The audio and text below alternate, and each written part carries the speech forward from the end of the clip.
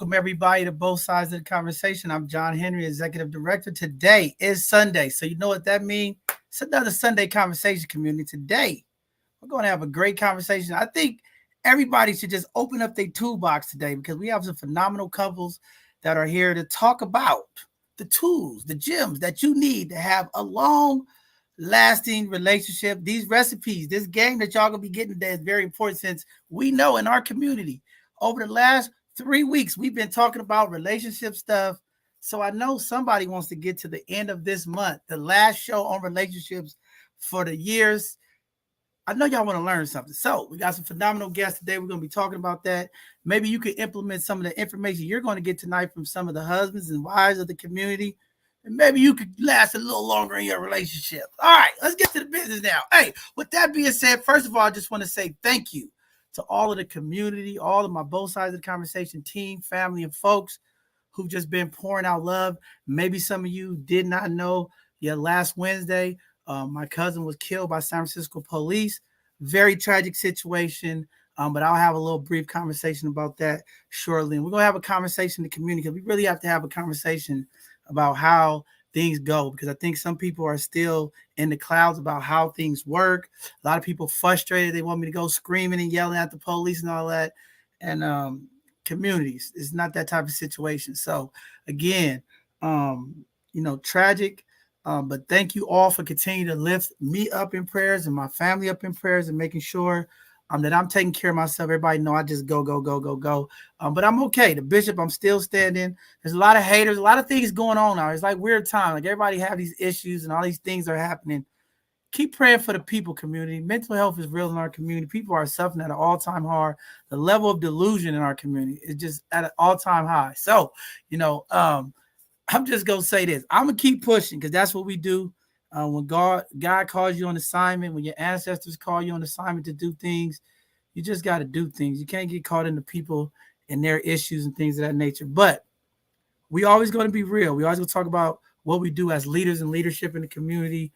And real quick, I want to say this before we get into today's segment.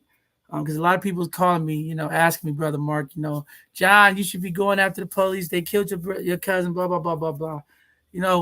I had to tell people the system shot my cousin 1,000 times before SFPD did. We have a failure at all levels when it comes to how we deal with folks in the community with mental health, how we deal with folks who are re-entering back into the community, how as we family members, we function to help folks and identify.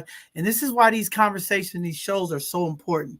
I got people out here talking about what am I doing to help the community and all of this stuff. We got some people out here that just are so disconnected from reality, Mark, that, it's just hard to even get to a space where we have understanding. So it's a lot of work, community, but thank you. It's definitely a tragedy. I'm not causing a protest and all of that. The systems failed my cousin. When you deal with mental health, sometimes these situations impact you. And sometimes when we make decisions, we are Black folks in these communities. We deal with these people. We understand, or maybe we don't understand, because I know people are like all over social media saying, "Oh, they should have shot him in the leg." Listen, community, okay? These people not playing, okay? We as community folks got to stop playing. These people don't come to shoot nobody in the leg. They are trained to neutralize situations. That's just what it is, and some of them are, blatant, outright, just, illegal, and some of them are justifiable, and some of them, we got to be real and stop pointing a finger and just really be real about things. And, we got some work to do, but we're going to keep pushing up, uplifting the people. We'll keep doing what we do our part. Hopefully you all do your part. It's been a crazy week for me. I'm tired. I've been going hard, working, and just a lot of things going on, but I'm here because God will never give me more than I can handle. So today I'm excited to be back with my team, community, uplift Sister Io. She wasn't feeling well today. We always got to check on our people, man. So Io, get well. Can't wait to see you back. We got to uplift our community folks. A lot of folks in the community aren't doing well, and we want to uplift them too. Go get some help. Seek some help. Mental health is real. Reach out. Connect with somebody. Pick up the phone call. Have a conversation. I don't know. We got some things we got to do. But with that being said, we're gonna jump into this Sunday's conversation soon. But first, Sister Charisma, you here today. How you doing?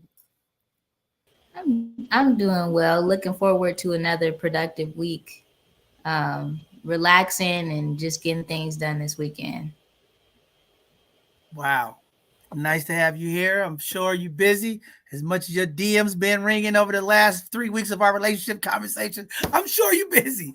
But but but we'll be there to uplift you, sister. Good to see you. Brother Mark, what's going on? The voice, the Reverend, what's going on, brother?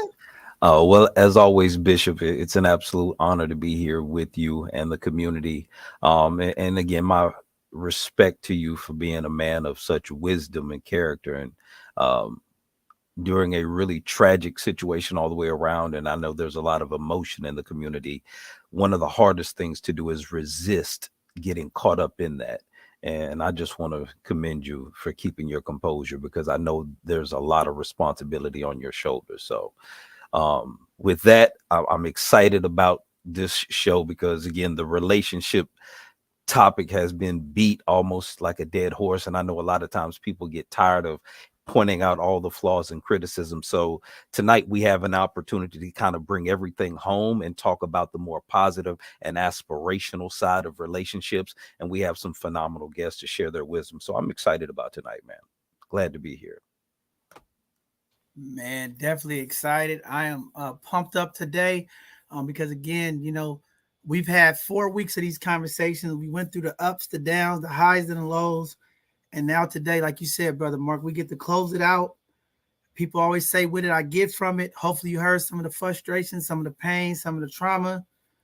And hopefully, after today, you'll reconsider and think about some things to maybe one day have your potential relationship. So I'm always excited to leave community with something. I think we have some phenomenal guests that's going to give phenomenal perspective. So I'm excited. Community, you are in for a good one. Hang in. These 2 hours are going to fly by fast, but they're going to be good. With that being said, Brother Mark, go ahead and jump into the news, and then we'll get in our community events, and then we'll bring up these phenomenal folks.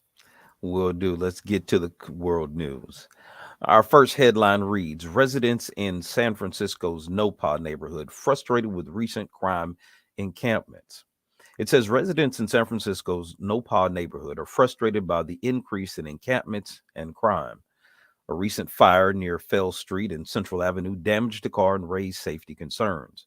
People blame the city for the rise in crime and want unused affordable housing funds to be used for solutions. The pandemic has led to a surge in homelessness, drug use, and tent encampments in the area.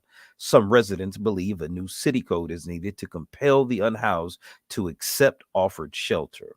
Community members are organizing grassroots efforts to improve the neighborhood, while officials have not responded to requests for comment. Following headline read: drug cases tied to San Francisco PD narcotics officer investigated for inappropriate relationship are dropped. A police scandal involving veteran officer Christina Hayes in San Francisco has resulted in dozens of drug cases being dismissed. Hayes is under investigation for an alleged inappropriate relationship with a confidential informant, putting over 100 drug cases at risk, with 82 already dismissed.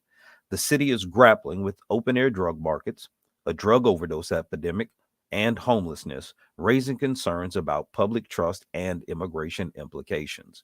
San Francisco has also faced an impact on businesses leaving due to rising crime and homelessness. An investigation exposed a Honduran led drug operation dominating the streets, and the justice system handling of drug dealers' earning is under scrutiny. Also in the news, 30 days over 110 degrees Fahrenheit in Phoenix, but expected monsoon rains could cool historically hot Southwest. Historic heat wave in the U.S. Southwest is easing as monsoon rains arrive, bringing relief from temperatures above 110 degrees Fahrenheit. The high temperatures persisted for 30 days straight, breaking a 1974 record. However, the monsoon rains pose risk of thunderstorms, flash floods, and damaging winds. The extreme heat has affected the Northeast and Mid Atlantic regions, setting new global heat records. Health risks have arisen, with 25 confirmed heat related deaths and 249 more under investigation in Maricopa County. Some temperature relief is expected in various regions next week. And also in the headlines, American nurse and child kidnapped in Haiti. An American nurse and her child were taken hostage in Haiti, where she was employed by a Christian humanitarian aid organization. The incident occurred while she was serving in a community ministry near Port au Prince. The nurse, originally from New Hampshire, had relocated to Haiti to provide nursing care for children. U.S. authorities are working with Haitian authorities and interagency partners to respond to the situation. The safety and security of U.S. citizens abroad, include those who were abducted, are of utmost importance to the U.S. Department of State. That will do it for the news. I'll pass it back over to you so we can get to our community events. Wow, it's been yeah, crazy. This heat is pretty nice here in the Bay Area too. Please, community, stay hydrated, drink your water, make sure you're not leaving pets and children in the car. I seen another news story of somebody who left their kids in the car. Very terrible stuff. Please make sure you take your kids out the car when you're going out when it's hot like this out here. All right, to our events. Sister Charisma, take off. Get into the events. What's happening in the community? Okay. For the events, we have I Love Tenderloin Day, open to ages 21 and up. There'll be two events. Tuesday, August 1st, special Tenderloin walking tour from 3:30 to 5:30 p.m., starting at 55 Taylor Street and ending at the Phoenix Hotel at 601 80th Street for the I Love Tenderloin happy hour, 5 p.m. to 9 p.m. at 601 80th Street. Then we have the City College San Francisco's mission office is offering a free 18-week certificate program with job placement services for open positions in the construction industry. Classes are August to December 2023, 1125 Valencia Street, San Francisco. National Night Out is an annual community building campaign that promotes police community partnerships and neighborhood camaraderie to make neighborhoods safer, more caring places to live. Tenderloin Police Station, Tuesday, August 1st, 4 p.m. to 6 p.m. at Bodecker Park, 246 80th Street, San Francisco. Police Community Partnerships is hosting Bayview National Night Out 2023. Kids Zone, food, resource fair, and more. August 1st, 5 p.m. to 7 p.m. There will be two locations, the Bayview Opera House at 4705 3rd Street at Joseph Lee Recreation Center and 1598 Oakdale Avenue. Caraval Police Station National Night Out 2023, August 1st, 5 to 7 p.m. at Minnie and Lovey Ward Recreation Center, 650 Capitol Avenue. Join us for an evening filled with food, music, entertainment, and fun activities. We would like to invite you to a free in-person screening of the Heart of Access film, which features the COVID-19 response, including Emoji's health efforts in the city of San Francisco. Friday, August 4th, 2023, 4 p.m. to 6 p.m., Southeast Community Center, 1550 Evans Avenue, San Francisco.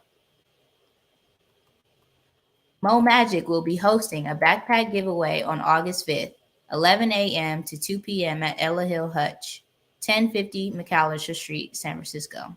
Info below. How about them apples Cupcake Mingle Party, August 5th, 2023, from 5 p.m. to 9 p.m. Tickets are $50. Email howabouttemapples@yahoo.com or call 510-206-7622. Sam Jordan's second annual block party, August 6th, 12 to 6 p.m. at the 1600 block of Galvez Street, Sam Jordan's Way. Live entertainment, kids zone, food vendors, and retail vendors. Black and Beautiful Family Reunion, August 5th, 11 a.m. to 3 p.m., Bayview YMCA, 1601 Lane Street, San Francisco. Free haircuts, music, free food, giveaways, and food trucks. Next, we have Shears Beauty and Barbershop presents Back to School Explosion, August 12, 2023, featuring a backpack giveaway, free haircuts, food, fun, and family. at 918 New Hall Street, San Francisco. Register at Eventbrite. Be Magic will also be hosting a backpack giveaway on August 12th, 11 a.m. to 2 p.m. at Now Hunters Point, 155 Jennings Street, San Francisco. Code Tenderloin's 12-week Community Health Worker Certificate Program. Classes begin August 14th on Zoom. Client-centered caseworking training, Monday through Thursday, 5:30 to 8 p.m. Summer 2023 employment workshops, drop-ins and walk-ins are welcome. 10 a.m. to 2 p.m. June 5th to August 17th, 2023. 55 Taylor Street, San Francisco. The African American Arts and Culture Complex is in search for a managing director to join their management team. The closing date for applications is August 18th. For more info, email jobs@aacc.org. Chillin' and Grillin', San Francisco District 11. Sunday, August 20th, 2023. Ocean View Park, 650 Capitol Avenue at Montana, 12 p.m. to 3 p.m. Free to the public. For more information, contact Maurice Rivers. Code Tenderloin's Job Readiness Program, September 5th, 2023, at 222 2nd Street, San Francisco, Monday through Friday, 10 a.m. to 2 p.m. The orientation will be Friday, 9/1/2023, at 55 Taylor Street. Code Tenderloin's Free Coding Bootcamp, September 6th to the 25th, Monday through Thursday, 6 p.m. to 9 p.m. at 55 Taylor Street. New vaccination site, COVID-19 monkeypox antiviral pill treatment, 330 Ellis Street, Thursday, 1 p.m. to 5 p.m., as well as 1221 Mission Street, Saturdays from 12 p.m. to 4 p.m. The San Francisco Justice Project presents the SF Museums for All program. Free or $3 admissions to low-income families in San Francisco, all summer long. The community living room is now open all day, Monday through Friday, breakfast 9 a.m. to 12 p.m. and grab-and-go lunch from 2:30 to 3:30 p.m. at City of Hope Cafe, 750 Ellis Street, San Francisco. Farmers Market located at the Southeast Community Center, 1550 Evans Avenue, San Francisco, every Thursday now through November 30th. 3 p.m. to 7:30 p.m. They accept cash, debit, and EBT. On My Cultural Participation Projects, A Day at the Races, Saturday, August 26, 11:30 a.m. to 3 p.m. at Golden Gate Fields Racetrack at 1100 East Shore Highway, Berkeley, California. The entry fee is $100. Contact Maurice Rivers for more information. On My Cultural Participation Projects, The Lion King, Friday, December 8th, 2024, 7:30 p.m. at the Orpheum Theater, 1192 Market Street, San Francisco. On My Cultural Participation Projects, The Wiz, Saturday, January 27th, 2024, 7:30 p.m. at the Golden Gate Theater, 1 Taylor Street, San Francisco. San Francisco Human Rights Commission has regular bi-monthly commission meetings on the second and fourth Thursday of each month at 5 p.m. in the City Hall Room 416. You can also attend via Zoom. Would you like to promote your business, nonprofit, or community impact? Sign up for our Hidden Gem show, share your expertise on Educational Thursday, or be a panelist on Sunday Conversations. We're also asking you to keep up with Both Sides of the Conversation's latest shows and community outreach events. Follow us on all social media platforms. You can also subscribe to our newsletter at bothsidesoftheconversation.org. Both Sides of the Conversation welcomes individuals who are interested in giving back to their community to join as volunteers. We value the positive impact volunteers can make and invite you to be a part of our mission to uplift and support our community. Both Sides of the Conversation kindly request your invaluable support for our podcast and community engagement endeavors.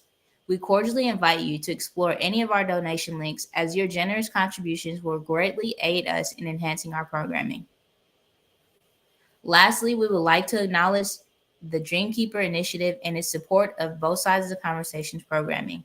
The Dreamkeeper Initiative amplifies the voices and invests in San Francisco's diverse Black communities to reform public safety and address the structural inequities in San Francisco.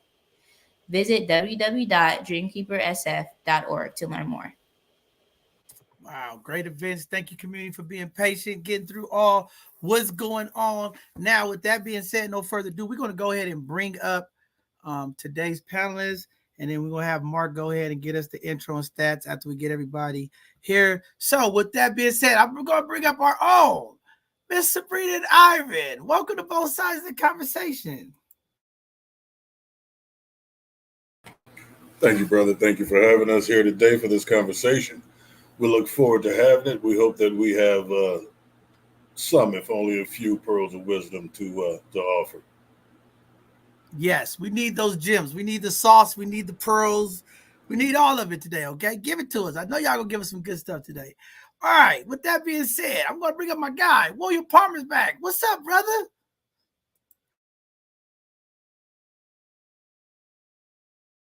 I'm on mute. I got it together. It's good to be back. My name is William Palmer, aka Soul Brother Number 9. I do a lot for the community, so I don't ever name just one thing. But it's good to be back to talk about long-lasting relationships because that is the backbone of our community. And without good relationships, whether it be romantic, business, or just communal, it's what's going to help us be a healthy community. So thanks for having me. Man, definitely. Thank you for having you back to be here. You always have a great perspective, and just thank you for all your continued work that you do to impact community. Man, that's what it's all about. So appreciate you, King. All right, we're going to bring up Mrs. Sal and Tina. Welcome to both sides of the conversation. Hello. Hello. All right. Well, we'll get to y'all in a second. We're just happy that all of you are here. Brother Mark, go ahead and jump into the introduction and stats and let the community know what we're going to be talking about today and some of the stats that's around today's topic. I sure will, Bishop. And just so you know, I worked hard on this introduction because this show to me is really, really special. So, community, I want to welcome y'all again to another enriching episode of Both Sides of the Conversation Sunday Conversation. As your co-host Mark Scott today, I get to invite you to embark on this journey. Today, we're going to unravel the secrets of timeless love and the recipe for a successful, long-lasting relationship. Now, in our quest to uncover the hidden gems of enduring love, we've learned that love is not merely a fleeting spark, but a flame that requires nurturing, understanding, and a profound sense of mutual respect. The conversations we've had the last couple of weeks have been illuminating. We've learned some profound lessons, and the stories that we've heard have served both as a compass and a torchlight guiding us through the labyrinth of relationships. So whether you're in a long-lasting partnership or still searching for that special someone, there's something here for everyone.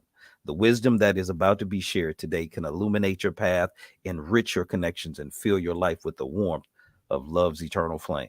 So are you ready to discover the true essence of lasting love? Then let's begin this final chapter of our podcast series, The Recipe for a Successful, Long-Lasting Relationship.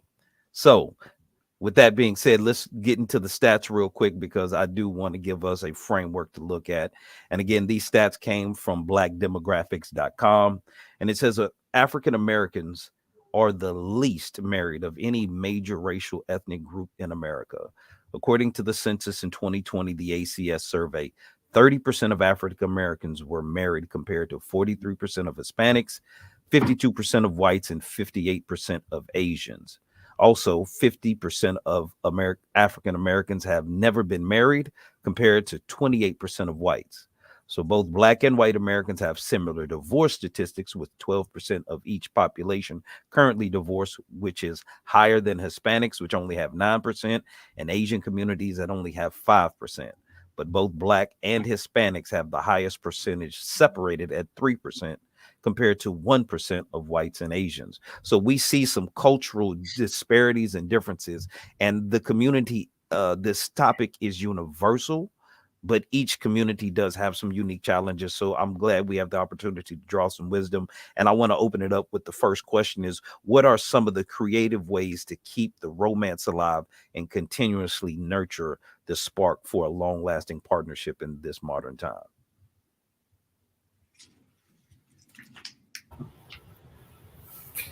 Well, I think it's just being. I think we're like friends. We like to do things together. So I think that's one main thing. I think you just have to really be friends to and just like enjoying being with each other. So Date nights. yeah, Got to spend time.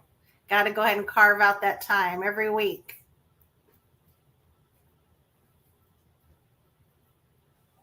I'm all for date nights. Bishop, how about you? I don't have time. I'm too busy. but let me say this. I want to jump in there, okay? Because Mark, you see Mark come out guns blazing. He jumped right into the relationship part. I mean, I hear the game nights and I hear all of that, the date nights and all that stuff. But when we talk about sustainability, with all of the distractions and everything that goes on, not having enough time, life hitting, life, and all of this stuff. I mean, I got to hear something more than that, right? It got to be something more, because we have to, relationship. You have to get along with people. We got that. You got to be able to communicate. There's a lot of things that go in that process for success. It's a recipe, so it's something that you all are doing right.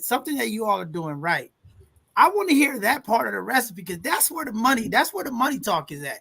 I want to hear the money talk. Come on, y'all, tell me the money. I need the sauce. Well, I think. I guess go ahead, Tina. Go right ahead. No. I was just saying that, we don't always like each other. We have those moments where we piss the heck off at each other. And it's like, you know what? Let's give that person a moment. Let's back away, because last thing you need is two people being combative at each other.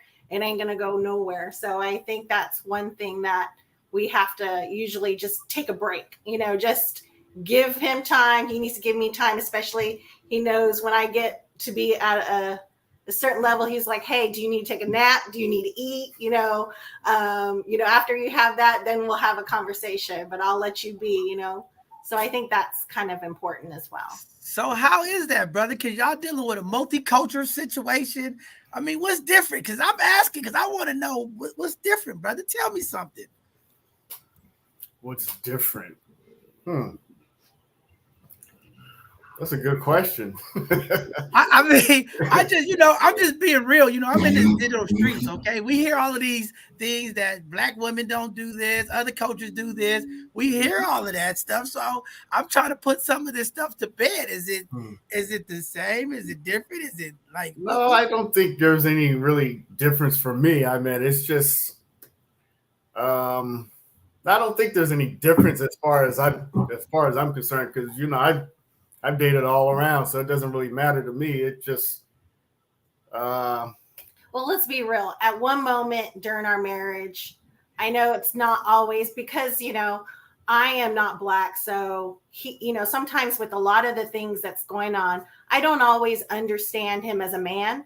I don't understand him as a Black man. So sometimes, I have these opinions, and I have to give him an opportunity to say, you know what, that, his kind of feeling, and I need to give him that. And I know at a moment, my husband was like, maybe it would be easier to be with a Black woman, because then that person would understand me. So there is a challenge when you are in an interracial relationship, is not being able to, I'm not going to fully understand him. And but he will talk to me about the challenges that he kind of goes through, and then for me to support him.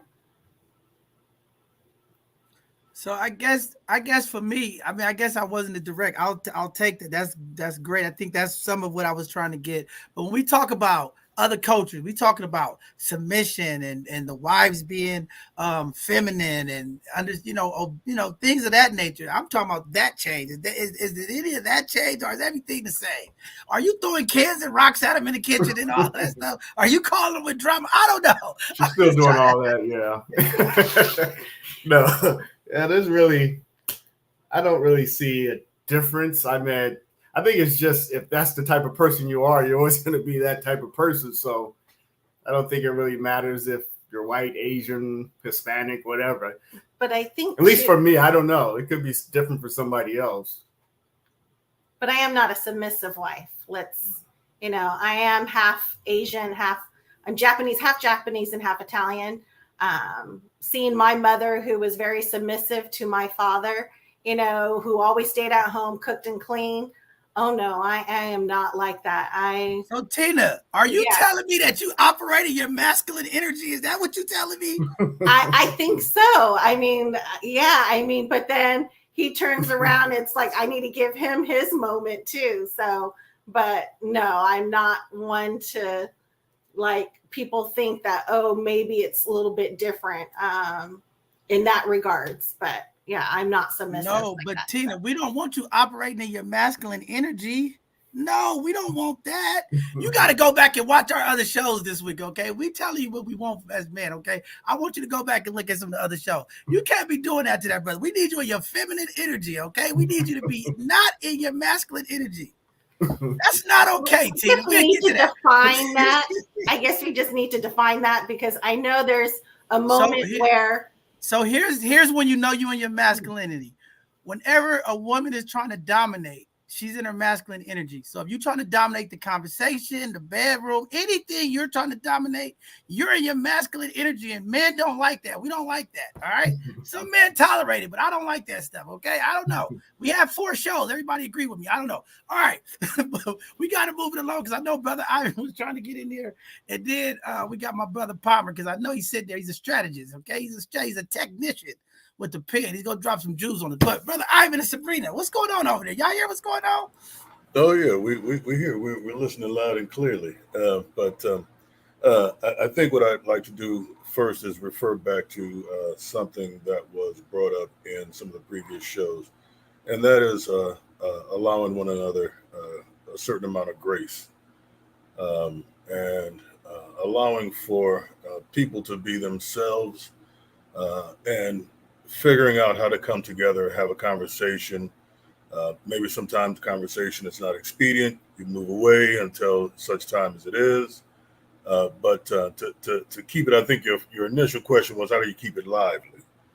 I think you keep it lively just by doing that. You keep it lively by, and I don't want to be vulgar, but there are different little physical cues and so forth that you might give your mate to let them know that you're still interested in them as a person, and not just, let's say, a wife, a mother, or a partner, because marriage is ultimately a partnership as well. But I think you keep it lively by being live.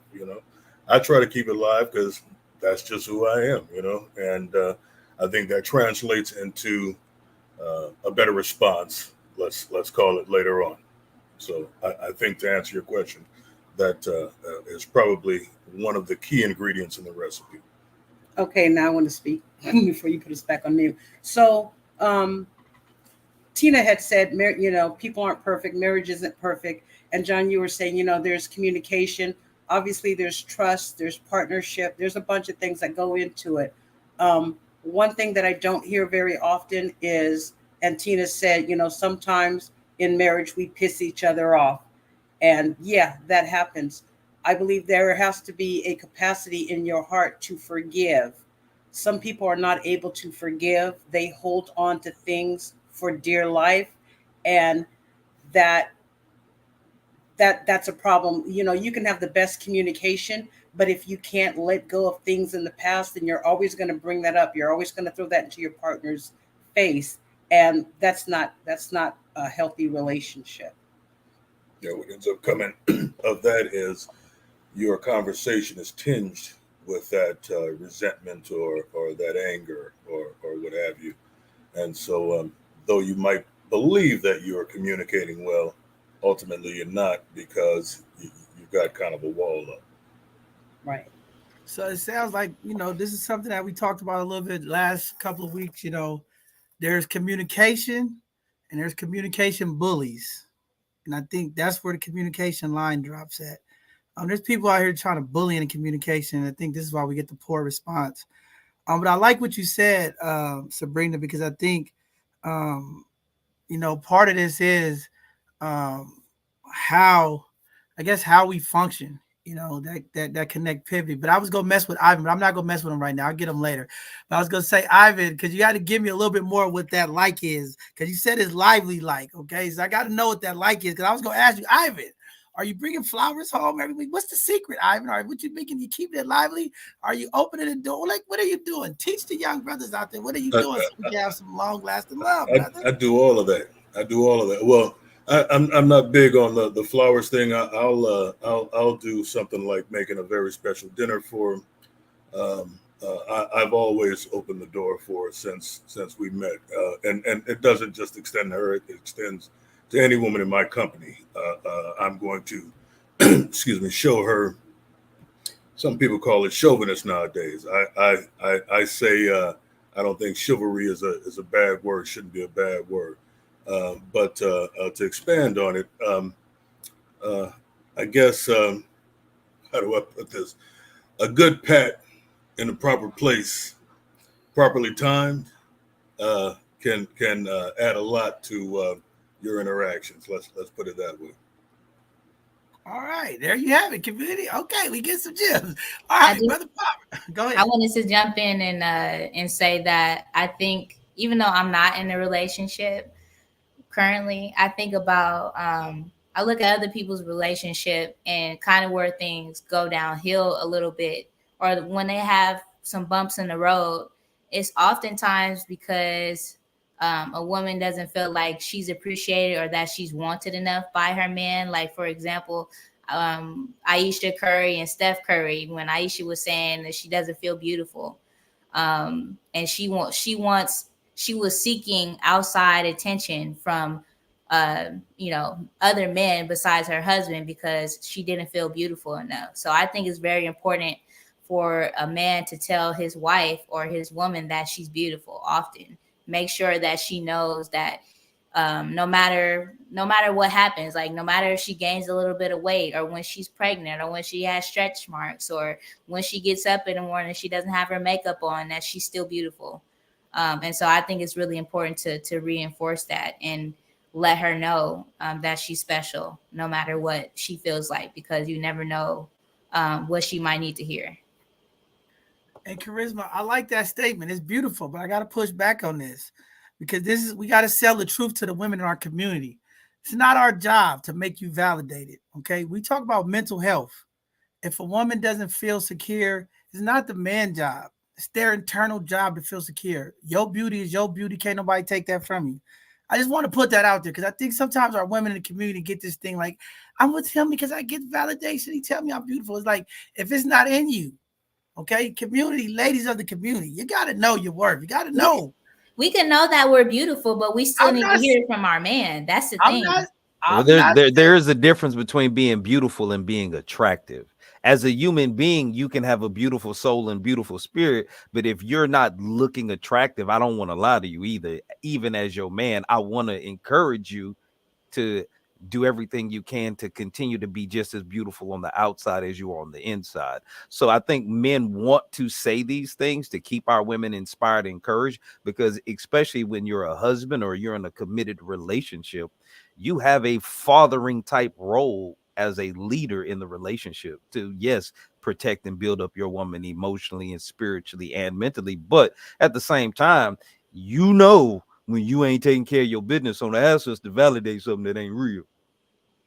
Well, it's not, I don't really feel like it's about validation though. That's the thing. She could know she's beautiful all day, but the thing is that as her man, you should be telling her that. You should be telling her that if she gets nice, y'all get ready to go out, she puts on a nice outfit, she does her hair, she's gonna want to hear from you. Oh, baby, you look beautiful. Wow, I really Well, like the way. on behalf of the delegation of men, when we see our woman looking good, we have no problem telling them, baby, you looking good, especially when you are a woman, because we proud of that. But if you rolling out and you got a bonnet on your head and house shoes on and a coat, and you know, you ain't handling your business, I mean, what you want me to do? Lie to you to make you feel better about that? Come on now, we got to be real. I gotta say this because I think Charisma might have misheard me. Okay, I'm not saying that a man shouldn't do those things, but in your statement you said, I'm not feeling Aisha Curry didn't feel beautiful enough because her husband wasn't giving her that attention. That's the part I was trying to hone into. That's something that's internal that you have to have. Yes, as a man, we're going to compliment our ladies. Oh, you look beautiful, your hair, or whatever. That's just natural. But when you make it that this was the reason why, that's where the pushback came from. I think you misunderstood me because I wasn't saying that's the reason why, but I'm saying that in their relationship, she was just feeling like she wasn't beautiful. That's the point. You know, like she just didn't feel, you know, she had kids, and when you're a woman and you give birth and after you have the baby, your body is not the same, your body changes, you need to feel like your man still wants you, still finds you attractive, still loves you, you know? So it's a woman thing. You know, I know the ladies on here understand. But that's why you have me I'm not taking it. Listen, I'm not taking it away from you. I'm giving you that one. Okay. All I'm saying is generally because there are women in the community who think like that. So I'm just giving you that perspective.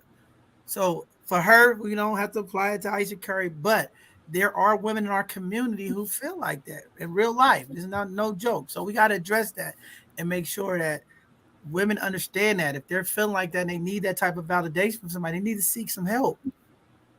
We got to start encouraging mental health in our community. I think also that sometimes we say things and we say things so often that they become cliche.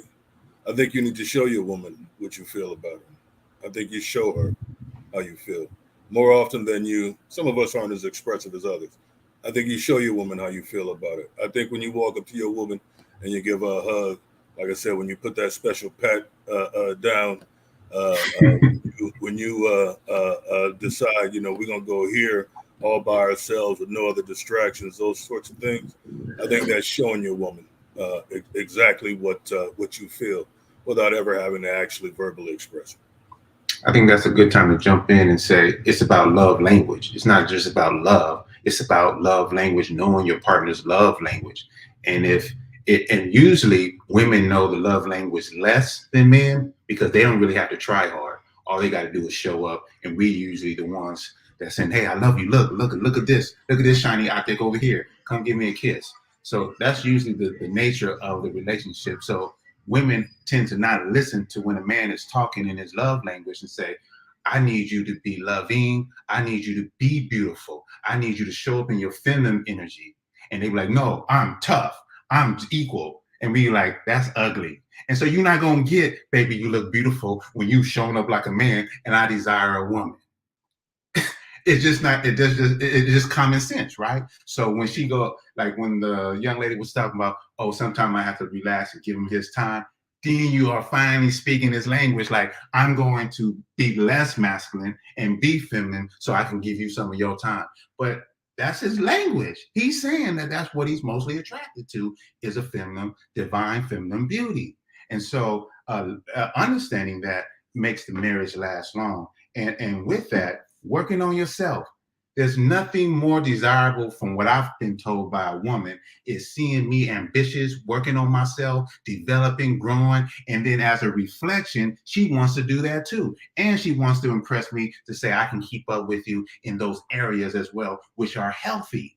If she's working on herself, healing all that trauma from past relationships and whatever else was going on in her life, that's beautiful to me. So I'm going to reciprocate. I'm like, what are you working? Let me help you work out a little bit more on that and be accountability partners because I like that. That's beautiful. That's my love language. A woman that comes in healed or trying to heal, oh man, she got me like wrapped around her finger. That's my number one. Compatibility and a healed person there's nothing more beautiful than a woman who is healed, shining bright like a diamond, like Rihanna. I don't know if she's healed, but but to the point, if my woman is shining bright like a diamond because she's emanating that divine femininity from within and not just on the surface because her nails is done, her eyelashes are a foot long, and her her hair she can cut off and regrow it back on somehow.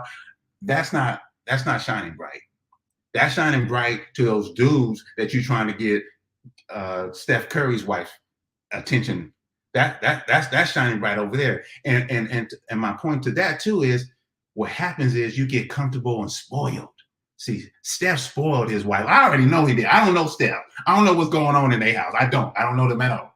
But by looking and knowing a man and a woman, he spoiled her with all there was in the world to give, and there was nothing left in the world except another man's attention that she hadn't been faithful not getting on her own. Enough. That's you still just ain't hit enough. you hit the point though. You hit the point, William, because you can give her all the things in the world, but if you don't know what her love language is, then she's not going to feel love. You just said it right there.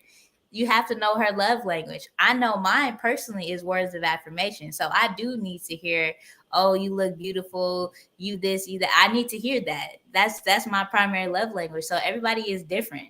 What Ivan was saying a minute ago is that he shows his love. He does acts of service. That's his primary love language. Everybody is different.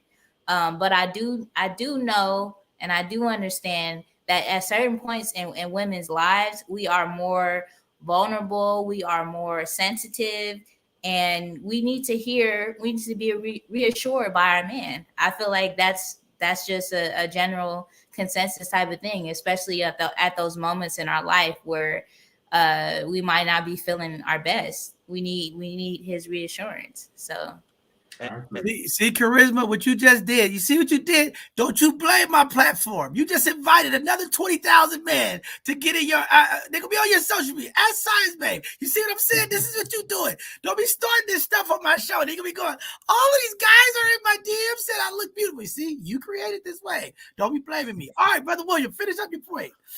Yeah, and not only that, which Charisma, you're absolutely right. You have to know your partner's love language, and I can't say. Can you honestly say that Steph Curry don't know his partner's love language? So it's not that he wasn't telling her her love language. It was that it got to the point that she was spoiled, even with the language, with the gifts, with everything. There was nothing left, and that's what happens into a lot of marriages that are on a high profile level, where there's only so many jet rides, there's only so many cars you can buy, there's only so many dinners at fancy restaurants, and then sometimes you have to break it down to just the basics. Coming in with grace, like letting your partner get away with those things that get on your nerve without showing it in your face or in your voice. I had a hard time stop talking my frustration out and just swallowing it and go, don't worry about that. It wasn't me being a simp or being less than. It's about, like, I think one of them said, maintaining peace in the house, maintaining the relationship. Because there's one thing I always make sure is, if the relationship ends, they can never say I hit you. You can never say I raised my voice to you. You can never say I was abusive in any kind of way. Yes, I have faults, but it won't be abusive. It'll be me standing up for my rights and be like, this ain't compatible right now. It's over with. I had a relationship with a Chinese woman, and for the first 6-9 months, she was all that you can imagine that is stereotyped from someone that is Chinese. She was a professional chef, so cooking wasn't even an act of submission. That's just what she did, period. She cooked for all her family, friends, everybody. But bringing it to where I'm at, taking the dish away, I ain't got to touch nothing. Just, what do you want to eat? I want pizza with mushrooms and onions. And there it is right there. See, that was my love language. Not having to force my wife to be divine feminine, and that I can feel like a king, damn near a god, and just just show up. That was my love language. So that's compatibility for me. And last but not least, like Ivan said, if you ain't got no passion, if your words don't tingle it, if your touch don't make it tingle, if nothing that you doing makes it tingle because your game is weak, that relationship is not going to last. I'm not saying that women love bad boys, but they love a good man that know how to have energy and show up in their masculinity. And our masculinity is not toxic unless it is, but show up and be bright and be masculine, and like you said, and have that touch. That touch is important.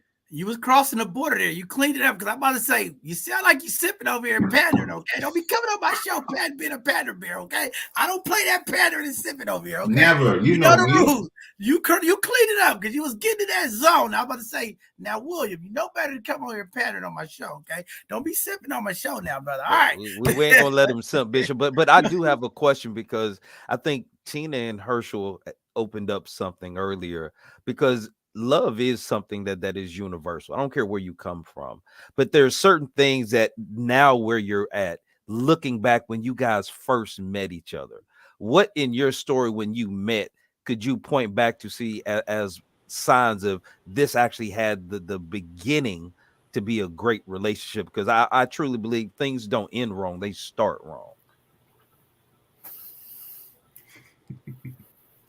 Well, I could say back when we first met, which stood out from me, and I'm a man, so when I take a female out, I always pay, and I never have a problem with that.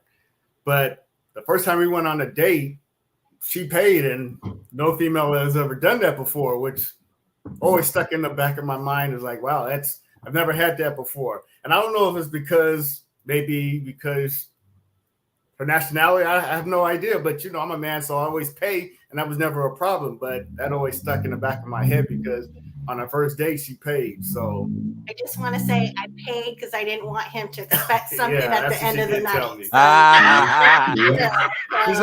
So and again with relationships now, and again, I'm an old soul, and I understand how commoditized in our society relationship have a lot of pressures now that traditionally they're not used to facing, with everything from social media to economic status, socioeconomic level.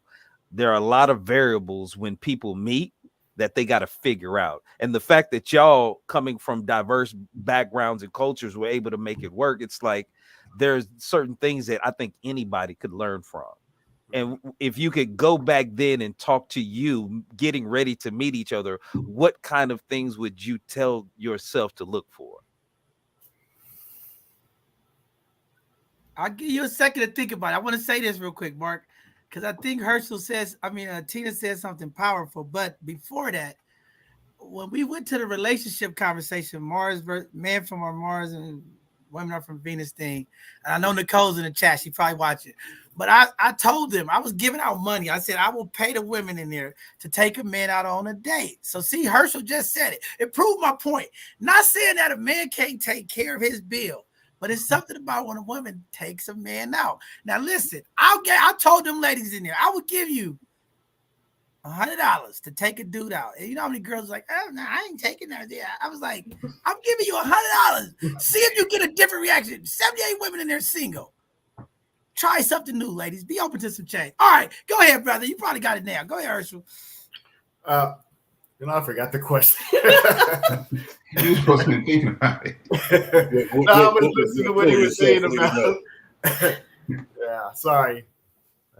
We do have to have a different approach, Bishop. But a lot of women, again, are influenced by the messaging. Again, we have to understand, when we actually deal with people in reality, face to face, we often find that it's a lot different than the narrative we've heard about them.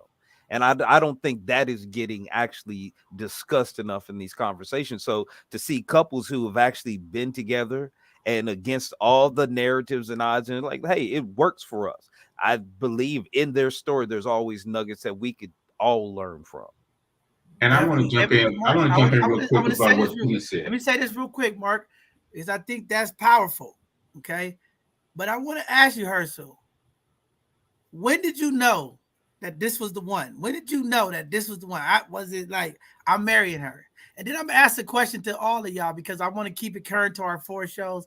Because I talked about if a woman walk away and a man gets nothing in marriage, should a woman get on her knees and ask a man to marry him? So I want to ask you guys, the ladies, that today. But go ahead, brother. I want to do that and then go ahead, William.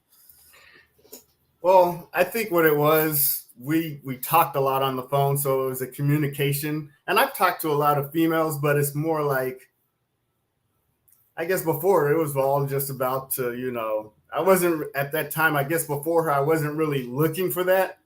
And then I guess maybe during that time we're talking, I kind of felt maybe I do want to be in a relationship. And I think it was the communication and constantly seeing her and actually only focusing on her versus, trying to focus on her and her and her and her. And so but I mean the timeline, Herschel. Oh, the timeline. When did you know? 6 months, 2 years. When do you like, this is going to be my wife?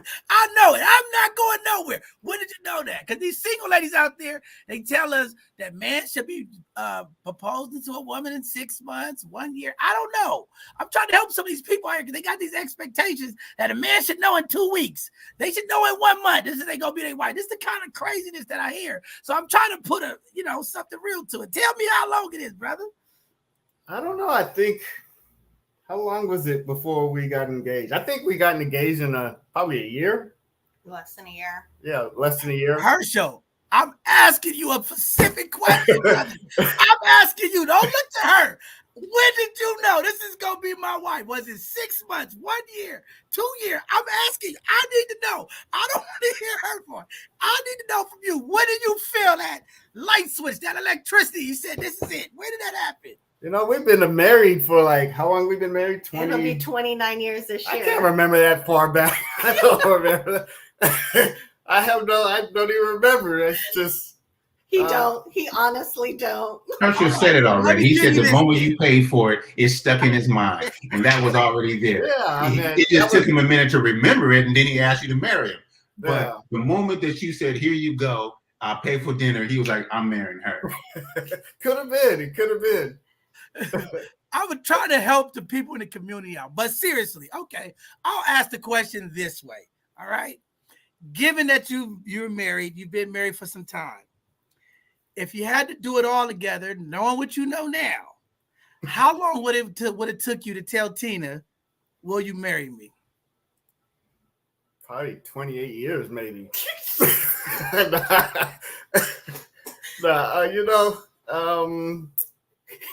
Knowing what I know now,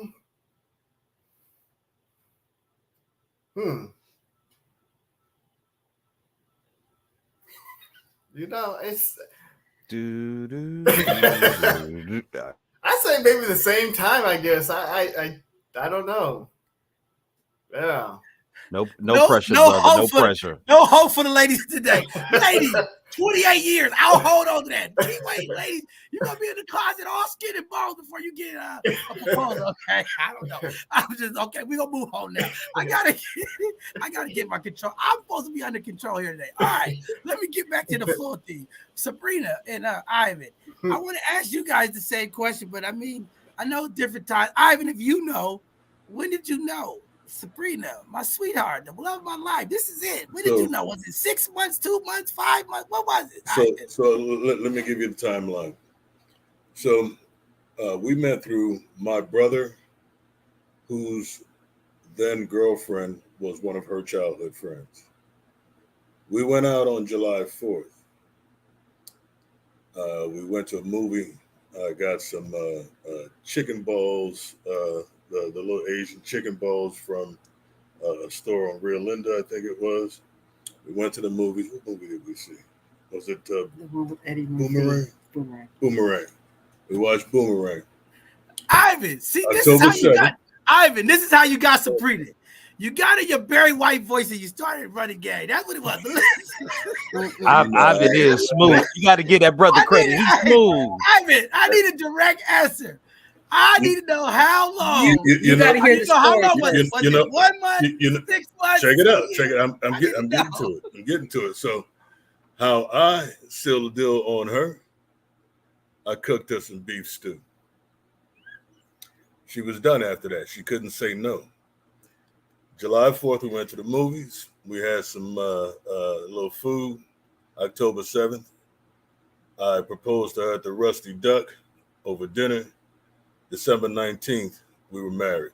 Same year, 6 months. You heard that, ladies. The Rusty Duck, not Ocean Air, not Steak 48. Like, this is real. Thank you, Brother Ivan. See, and sometimes women think they lose if they not eat at a 7-star restaurant. You see what I'm saying? Just something simple. I don't know. I'm gonna ask Sabrina after we get going. I think Ivan had that deep, very white voice on you, Sabrina. He was like, "Oh, you keep telling me." No. That's what. That's what he was. You're right. No, Right. that is No, that's not the case. You don't have a Barry White voice. He's got his own voice, but it's not Barry White. And I'm okay with Barry. I like Luther better. But anyway, no. What had me with him? We met, we hung out, we talked on the phone for hours and hours. I'd have to get off the phone because I had to go to work the next day. And I was a hustler, so I had to be nowhere. Yeah, he was on summer break, but no, we met and everything, and I used to go over to his dad's house and everything, and he cooked me dinner and everything. Like he said, he made the beef stew, and they say the way to a man's heart is through his stomach. That's the way to my heart is through my stomach. I love good food, and he is an excellent cook. But I moved to Sacramento. I lived in West Sacramento. I moved to Sacramento, and this man went and got the rental truck. He came over to my apartment. He got me completely moved out of my apartment into my new apartment in Sacramento. Shortly after getting moved in, I was a church girl. So I went on a conference to a church. He dropped me off at the airport and everything. When I returned from the airport, he was there. I let him keep my car. And mind you, he said we met in July. The conference was in August. I left him with my car. I trusted him that much already to leave him with my car. When I returned from my church conference, he was there with my car. My car was spick and span. My wheels were shining. My car smelled good. He took me to a really nice Chinese restaurant.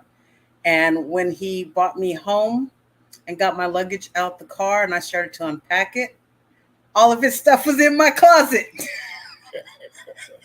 Everything. He had moved in. So I was like, okay, we can work with this. And that was it. That was it from there. Yeah. So let me give you a little what do they call it? History. A little history beyond the July date.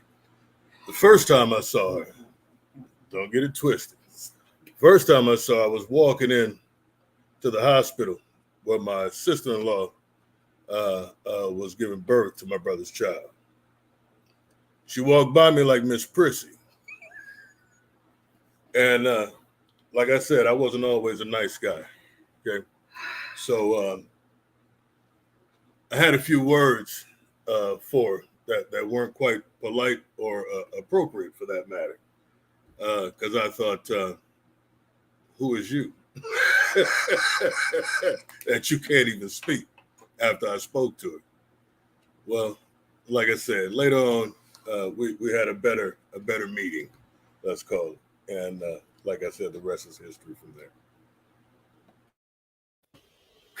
Wow, that was powerful, Ivan.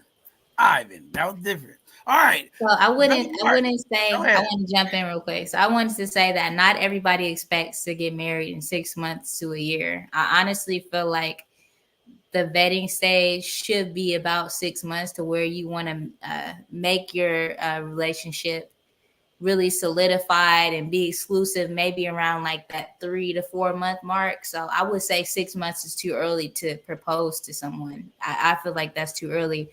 When I got married, I was married 4 years into the relationship. So I couldn't imagine getting married to somebody in 6 months, because I feel like 4 years is enough time to really know someone, see their ups and downs, just really experience all of their personality and really see if you could actually be with them. Like, you have to move in with them before. I feel like you should move in with them before you marry them. I don't know. I feel like that's a good idea, because you have to see how they live.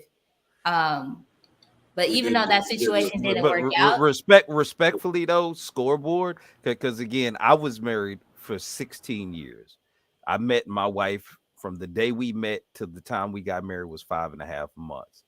And again, my situation, is different from yours. And I can honestly say it's different for Ivan and Sabrina, as well as it's different for Tina and Herschel. I would be cautious in putting a time frame on it for anybody else, because again, theirs was less than a year, both, and they've lasted longer than ours here have. So again, I'd be cautious in giving a time frame. You're right. So Mark, so the reason why I asked the time frame, not to confuse communities, because I'm in these digital streets. So I'm listening to these women on these platforms in these conversations, and they always talk about a mansion knowing 6 months. And I get it. Everybody has a different situation. I don't want to get the community confused. Everybody has their own time when it works, but I just like to hear, to see, what that looks like, because I hear these women on these platforms. They're like, oh, a mansion knew in 6 months or 1 year. I kind of like Charisma Point. I think she's trying to get her Jeopardy numbers back up because she's been batting a little bad lately, but she's coming back now. She kind of said something. I think 5 years, I always said it was kind of like, I thought 5 years was kind of like a good point. People used to get mad when I said, but I said 5 years. It's kind of like a good point because, the first year, you don't even know anybody. You just kind of like happy to be around somebody that your energies are connected. Then about year 2, you really start finding out what you don't like about a person, really. You know what I mean? About year 2, you're like, I don't like this about the person, right? Then through year 3, you kind of now don't, what they don't like. You kind of putting up with it. You kind of seeing if this is going to work. And then maybe around year 3.5, you move in and live with each other. See how clean the person is, how they are. They really who they say they are. Can they cook? Can they clean? Can they keep a house? Whatever, right? And then like year 4, like you should be like, oh, okay, it's time to get ready. Let's take this to the next level if everything works out. And then year 5, if you can make it to year 5 after all of that, yeah, you deserve to get on your knees and ask to get married. Okay, you had the honeymoon, you had the down phase, you had everything before you even got married. That doesn't even make sense. Let's back up, like Mark said. Let's back up a second and look at the two that's last longer, right? What you describe is how to live with somebody, how to date and live with somebody. You did not describe how to marry somebody, because Mark read off the stats, but there's a stat he didn't read. Hindus' divorce rate is 1%, and most of those marriages are arranged by the parents. Not only that, they don't get married because they feel some type of way. They get married because they understand what a marriage is. It's not about romance Hollywood stuff. It's about community, bringing the economy together, uniting families and whatnot. It's a whole bunch. Marriage is a business contract. And so if you're waiting to year 5 to figure out if you're in business with the right partner, that business has already failed. Like Mark said, it is started in failure. It didn't end in failure. It started in failure. And to say, like, a lot of times we get into these relationships and marriage with feelings. And that's the worst thing, because feelings are fleeting and most of them aren't even real. You assign feelings to certain situations, but that's not always the truth. Like 2 people can get slapped, right? You slap me, I might slap you back, right? Another person gets slapped, it may feel good, like Ivan. It might be a tap in the right place and time. So the same situation to 2 different people, because they assign the feelings different, it's all whack. And anybody who lives their life just in their feelings, they're going to live a very miserable life, because most of the time life is hard. So you're going to have harsh feelings about life. And it's just those occasions where things are very good. But I say too, like the whole marriage unit that has developed in Western society is not what it looks like from the original family of human beings. The original family had grandpa, grandma, cousins, sons, daughters, grandkids. The family unit, the house, was a compound. It had everybody there, because if wife has a problem with husband, she can go to mother-in-law and say, you know him better than I do. What's up with this dude? Like, what's going on? She has somebody there to relate to the person who know him from birth. And if they get along, she's going to say, baby, this is what you got to do. Go fix him a sandwich. And then everything is better. But when we went into this industrial age, and now we have the family unit, mother, husband and wife, and then maybe a kid and a half and a dog, and now we're living in the same bed in the same bedroom. There was times where married couples didn't even live in the same bedroom or even the same bed. Not to say that we should practice that. I'm just saying what has developed is why we have the divorce rate that we have. We need to get back to how marriage is supposed to be and how family is supposed to evolve. And then when we get rid of that Cosmo BS, when we get rid of that old Oprah Winfrey, then we're going to wind up back into the motherland and the sister lands across the nation that we see marriage prospering. So William, I received that. I respect your perspective there, brother. I received that and I respect it. But here's the pushback, okay? Because the picture that you're painting is almost paradise. I'm talking about real day here in Western America, in this United Snakes of America that we are in. I'm talking about our community. Because this stuff, we got so much trauma, pain, hurt. We got so many subconscious things that's controlling our mind. We got social media, right? Like, it's totally different, okay? We got to be real, like it's totally different. Yes, we want to get to that place and be like that, but that's not the reality today. So we have to be able to be open to be able to change if we really want to change that narrative, because what's been going on has not been working. So when you say these folks over here in another country, yes, they are about building family, community, culture, financial wealth, generational wealth. In America, we don't have that. Black people don't know nothing about that. It's not true that we don't know a lot about it. I shouldn't say but I agree with you that we have we have a lot of policies and laws in place to stop us from knowing about that. But when we look at Indians that practice Hinduism in India, they suffer from the oppression of Great Britain, just like we do from white supremacy here in the United States. Don't think that Black people are the only one with trauma, with problems, with oppression, with racism, because Hindus in India suffered even harsher without slavery than we did over here. And yet they still were able to keep that part of their culture going, which allowed them now to be an independent country and to thrive. What I'm saying is, I know that that's not going to work for Charisma today or John Henry today. But what we're trying to do is teach our people that in order to make things different, we have to do something different. And we got to get back to the old way of doing things so that we can produce better people. So for William, I disagree with you. I think Charisma said that's what she thought it was. I thought she agreed with it. But also I want to say this, brother, because we have to apply that. And let me clear this up what I said. Not like all Black people. I should never say all. But the majority of Black folks are struggling with financial being. Just being able to be. Social, economically. We got to be real with this. Yes, there's a large percentage of Black folks who are doing well and planning and leaving. I don't want to take that away from folks. But when I'm talking about the masses, when I'm talking about the people that I'm reaching in my community, that is not there. And these are the people who are engaged in trying to get into these relationships to have sustainability.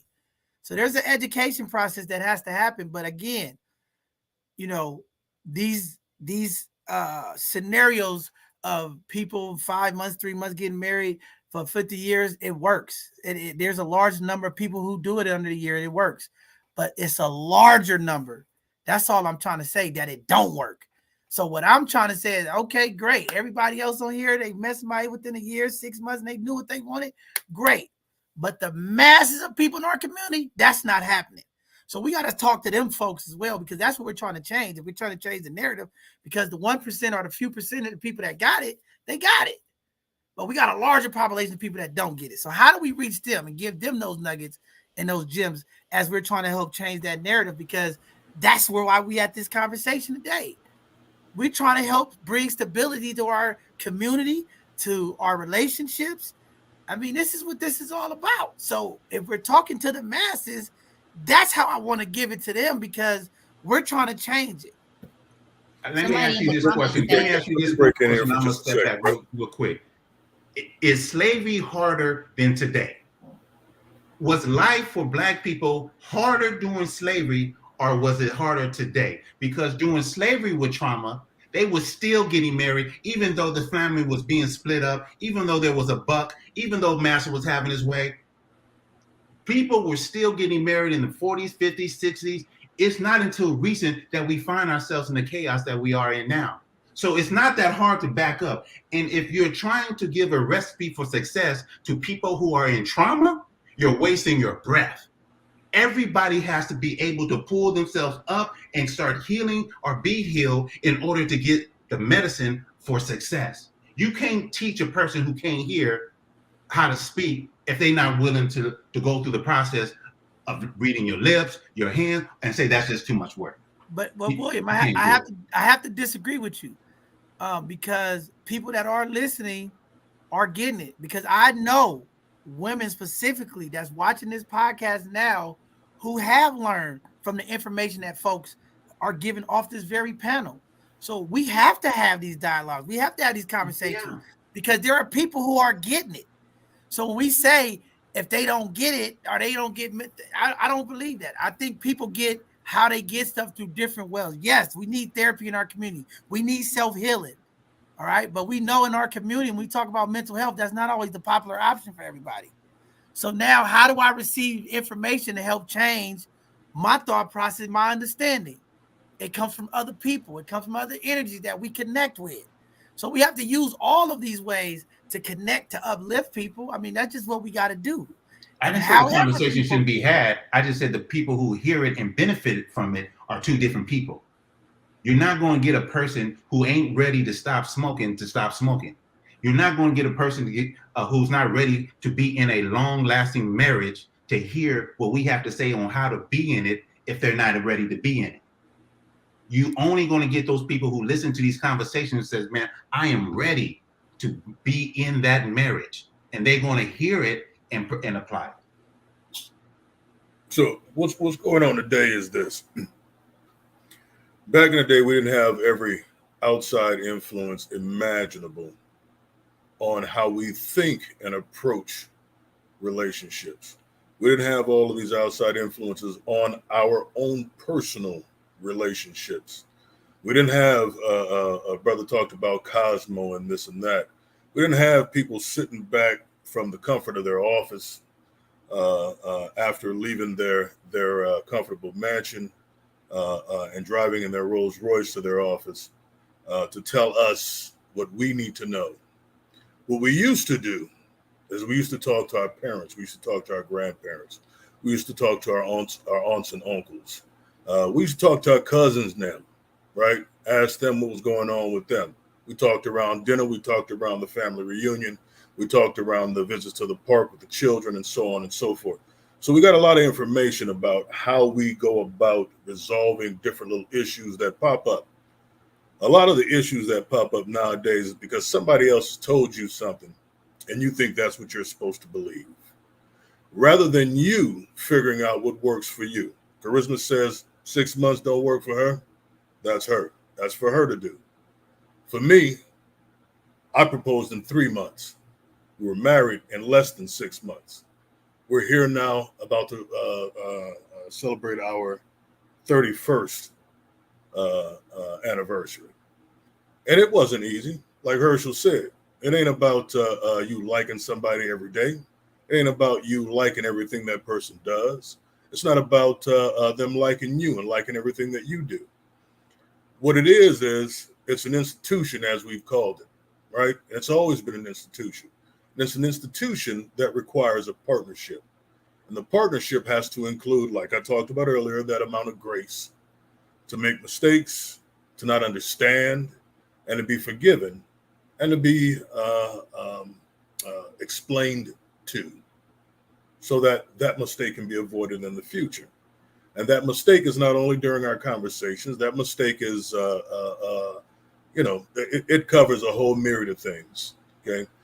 But what we've done is we've tried to condense all of what we understand about human relationships down to some paragraphs in a book or an article or what your girlfriend them said, okay? Because your girlfriend them might be miserable because they can't make a thing work. We have to go back to the idea of working together as people, as partners. As I said, partners in a relationship. You could be a girlfriend and boyfriend. You could be a fiance for the next 10 years for somebody. But if you're not working as a partner, you're not going anywhere. It's never going to happen for you. So if you're figuring on what someone else says as the influence to what you should think, then you're always going to be confused because you're not going to have your own thoughts and you're not going to be able to convey those thoughts to your partner so that you and your partner can discuss those things. You and your partner can together work on those things. If you always have outside influence, which is the biggest thing that we're dealing with right now in the society, as Africans, when we came here as slaves, it was Europeans telling us what we needed to know. Now we've got the media telling us what we need to know. No, we need to figure out what we need to know. We need to discuss it amongst ourselves. Once we discuss it amongst ourselves, then we'll know what we need to know to take the next step. I think that's the recipe for a great marriage. I think that's a recipe for a lasting marriage. I think you only got to like a person every day. Sometimes you may say, I could slap the shit out you, okay? But it's on those days that you got to figure out why you want to do that and figure out how to tell that person how you feel about that so you can work through those things, because that's part of the partnership. Your partner spends all the money in your business and you come and you say, well, hey, man, we needed to buy this equipment. And he said, well, I've already spent the money. You're going to be upset. You need to have that sort of understanding in any partnership. And one that's going to be a committed partnership, you better have it early on or you better be working on getting it. So, Ivan, speaking of partnership, okay, because this is a question. You know, we talk about business, the agreement of marriage. So here's my issue with marriage, okay? With the license, not the ceremony and all the kumbaya, happy ever. I'm talking about the business. The contract is skewed because the contract gives more assets to the person you're marrying as a man most times. Most times. So my question about this institution is this. Why would I, as a businessman, make an investment that I know if I lose in this investment, I'm going to lose everything? Why would I get into that business? Would you get into a business? I just want to ask you that. Would you get into a business that you're going to invest your hard-earned money and you know it's going to lose, or it's the possibility it can lose? Is that a business venture you want to get into? No, but I'll say this as well. If you're getting into a partnership and you want a prenup because you want to hold on to your money, you can do that. You don't have to just go strictly with the license. You can say, this is also a part of this contract between us as partners. You can do that. However, in this day and age, and let's be very clear, we talk about Black folks as the majority of our conversation is regarding Black folks primarily. And in our situation, without going through all of the history and all the rest of it, I'll just say this. It's not always the man who comes with most money. It's not always the man. And it's not always the woman who's looking to be a benefactor, or rather a beneficiary of the man. Sometimes a woman is actually sincere in what she's trying to do. So if you go at it looking at her suspiciously, if you go at it with the mindset that at some point or another, I'm going to have to guard my assets, but then you've approached it in all the wrong ways to begin with. And it's simply not going to work out, because that's going to be your mind. We talked about having resentment during communication earlier. If you have resentment during communication, that resentment is going to tinge that communication. So that communication is going to tend to be less effective. If you come into a relationship thinking, when she goes, she ain't taking my stuff, that's all you're going to be concerned with. Your every action is going to be preconceived with the pretense that she's going to try to take my stuff. So if you start there, unfortunately for many people, because we don't tend to do a whole lot of talking our way out of that bag that we put ourselves in, you will end up there. Like we talked about with, if you start off wrong, you'll end up wrong. If you start off with the wrong mindset, that mindset is going to end you as a partnership. So Ivan, because here's the deal, Ivan. Okay, yeah, you're right. Some women, large population of women out here make more than men, but I'm talking about on the average general levels for the average people out here. In this partnership, because I gotta hear this clearly, because in a business partnership, you should always look at everything. You're gonna investigate the business before you do the business, right? You're gonna learn about it. But my thing is, I'm trying to figure out how to put this in a way that's gonna be a good way, because I know I'm gonna say it wrong. But in this business, this is the part of it that I can't get. I can't get it. You said something. I just lost it. I gotta come back. See, I lost it because I gotta make it make sense that I lost it. Go ahead, John. No, Bishop. I think at the heart of what you're trying to get at is there has to be a practical wisdom in the modern era approaching an age-old tradition of marriage relationships that has been infiltrated by a legal system that does get a lot of power in how our assets get divided. So I want to be able to go in this with a clean heart and good intentions for the relationship, but still, because I understand what has happened to other people. And if we just statistically are being honest, we got a 50-50 chance right now getting married of it actually working according to the statistics. So if I go into that unprotected willy-nilly, then I'm being I'm not being frugal. I'm not being prudent as a man. But at the same time, I don't want to commoditize my relationship as only a transaction. But that seems to be what the narrative is in the modern time.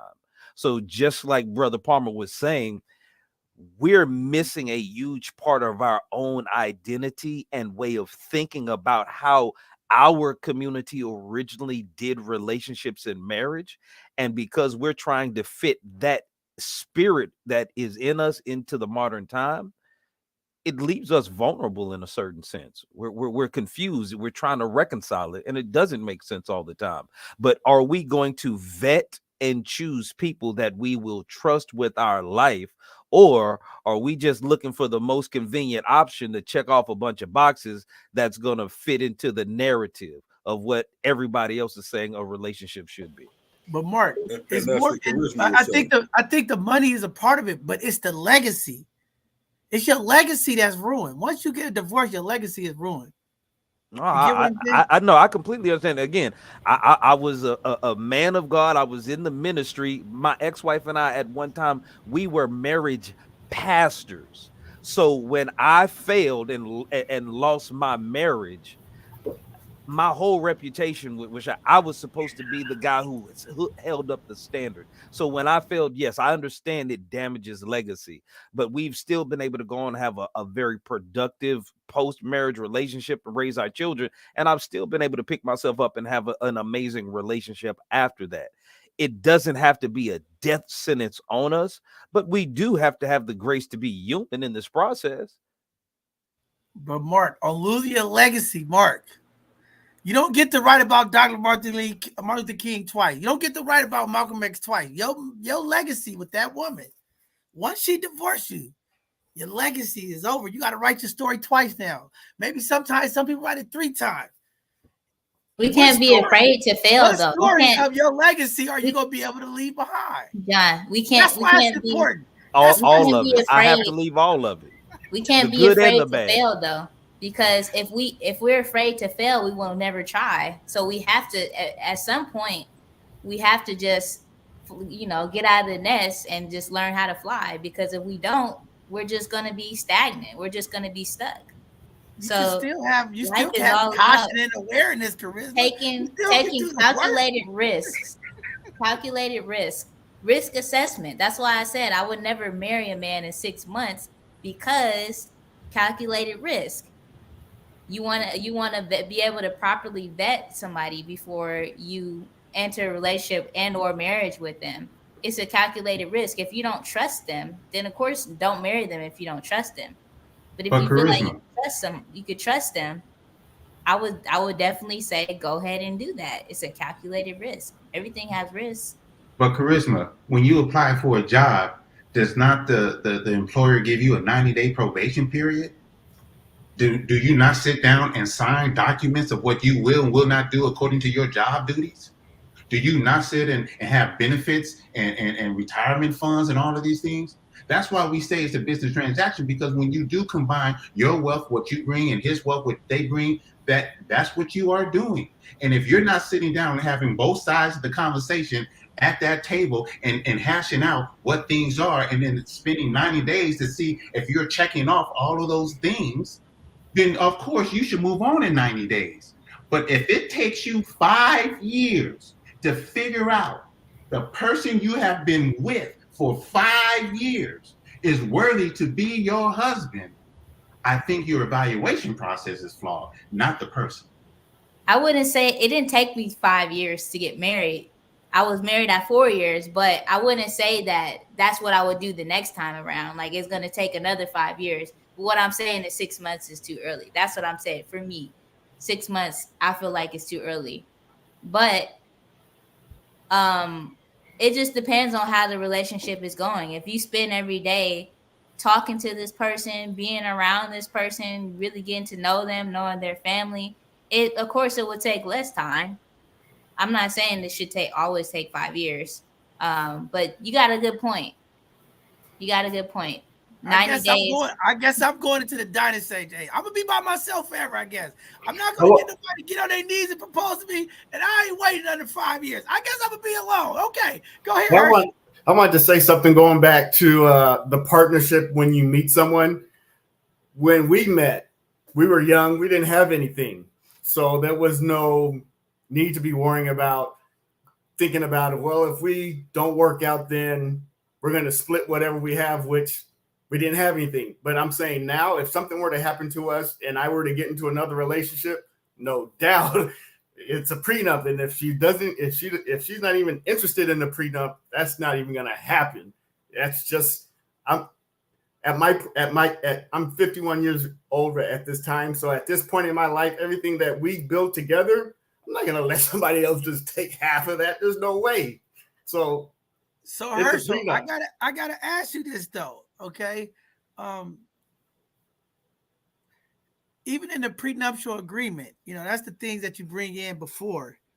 But I'm talking about as you are married and you build this wealth, because typically most men and women, most average people, like you said, don't come into the marriage with anything, right? Mm-hmm. Most time when people engage in marriage, they build wealth. Mm-hmm. So what I'm saying is the prenuptial agreement really applies to folks who already established before, and that's a small amount of people over the average, right? Mm-hmm. So when you get married, you increase because you are a developer and she's a multiplier, Herschel. So she's going to make sure when she in loops with you and get together with you, she's going to multiply. So you're going to get more. That point when she decides one day that I don't like you anymore, or my feelings changed about this. You know what? I don't like your attitude. I'm leaving. She's gonna wake up one day and say, I'm done with this, right? Because they have that choice, right? Mm-hmm. At that point, that's where the effect of that institution, of that bond, of that money becomes, and those assets become real. You see what I'm saying? Mm-hmm. And if getting into this, knowing that I have nothing, I'm going to multiply. Mm-hmm. And if she decides she don't want me divorced, most of these assets that I developed her to multiply is going to her. Is it true or not? Can somebody agree with me or not? I don't know. Pushback, is that not it? I'm going to ask Tina. Tina, you as a wife, you understand.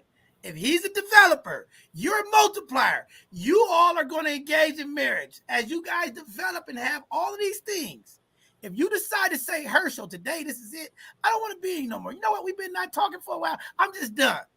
Most of those assets that you multiply in the system of the courts, most of those assets are going to go to you. Do you agree or don't agree? I see what you're saying. Yeah. Yeah, but right now, yes or no? I just want to hear. I got to get this right. I'm a straight choice. It's either yes or no. I can't give the gray area. Would you benefit from being the multiplier in this relationship? Yes. Majority of the court system will give you majority of the assets. Am I right or wrong? Yes. Okay. So back to my point earlier that I was trying to make with Ivan. Why would I get in a business deal where the multiplier that I'm with? Because if you with me, I'm going to develop you. You're going to be a multiplier. We're going to move forward. If I know tomorrow you could wake up and say, I'm done, I might not want to be with you no more. And all of this that I helped you, because I'm a developer, so you're going to multiply. You have multiplied. I'm going to lose majority of those assets to you. But you answered your own question, John. I'm just saying. You are get a on your knees developer. and ask me to get married. That's why I say women should get on their knees and ask the man to marry them, because we John, know y'all Here's the get thing. everything. Here's the thing right here. Here's the thing right. John, Here's the you thing are right a here. Though. I'm trying developer. to make y'all laugh right now. Here's the thing right here Stop is we have to stop being impetuous 12-year-olds when it comes to our relationships. We can't wake up one morning and say you pissed me off last night, so it's over. We can't wake up one morning and say we ain't talked for a while, so it's over. Because it shouldn't be that long a while that you haven't spoken to one another. That's being childish. So you have to avoid that to begin with. But Ivan, you know how many women have told me they've been married for 10 years, 15 years, 20 years. And they say, John, you know what? One day I just woke up and I was like, I'm done. I hear that all the time. All the time. What is that? And what's the reason? I don't know what the reason. I don't know what the logic is, Ivan. I'm trying to make a point. It didn't happen overnight.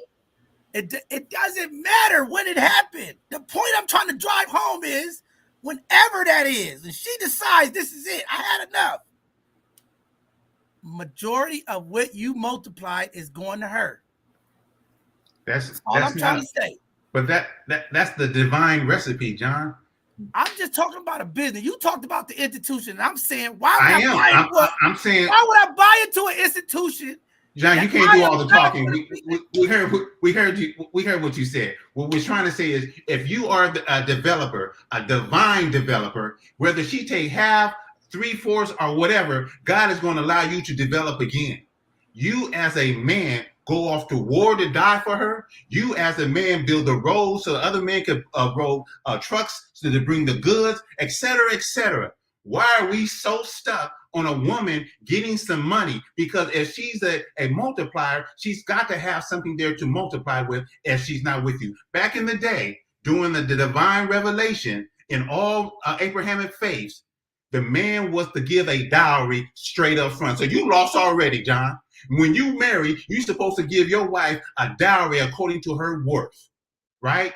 And that's because if you do divorce her, especially back in the day, not so much today, she had to have something to live on because she was not a developer. She was not a Tina. She couldn't come in and say, I'm going to pay for dinner, because she didn't have it that way. Today's time is different. So as a man, as a divine masculinity that you have, you should not have a problem with being a developer, and if necessary, giving her half and taking care of them children while you continue. I guess we just gonna have to disagree, because I'm not saying that. I, as a developer, it doesn't matter. Whatever I touch is going to multiply. But what I'm saying as a businessman, we talking about the institution. If I have investments, just don't get married, John. Listen. I have investments. I can lose money out of this investment. I can go do some other investments and make more money. I get that, but my original investment, I lost majority of my assets in there because I understand compound. I understand what it takes to double what I put in. We talking about a business here. I ain't talking about what the woman and what the Bible says. Y'all want to dance around this stuff, but we got to have these conversations. This is why we're not moving forward. But I'm going to move it on. We're going to get back into the conversation because I'm just going to push it on. I know where we're going. I'm trying to help fix some people. But listen, community, don't pay attention to the mailman that's putting the mailbox in your mail, okay? Just make sure you get the message. All right, go ahead, Weather. We're going to get pushing for it. Keep going. So going back to what you said, John, about how you know if somebody is the one, I feel like women know when a man is the one, depending on how he makes her feel. Like if he makes her feel like she's already naturally soft, but if he's making her feel more soft than she already is, that's how she knows that he's the one. I feel like if he can come around and she just feels like everything is going to be taken care of, she feels safe, she feels protected, she feels soft, then that's how I feel like we know that a man is the one. How a man makes you, somebody said in the comments, said how a man makes you feel can change overnight.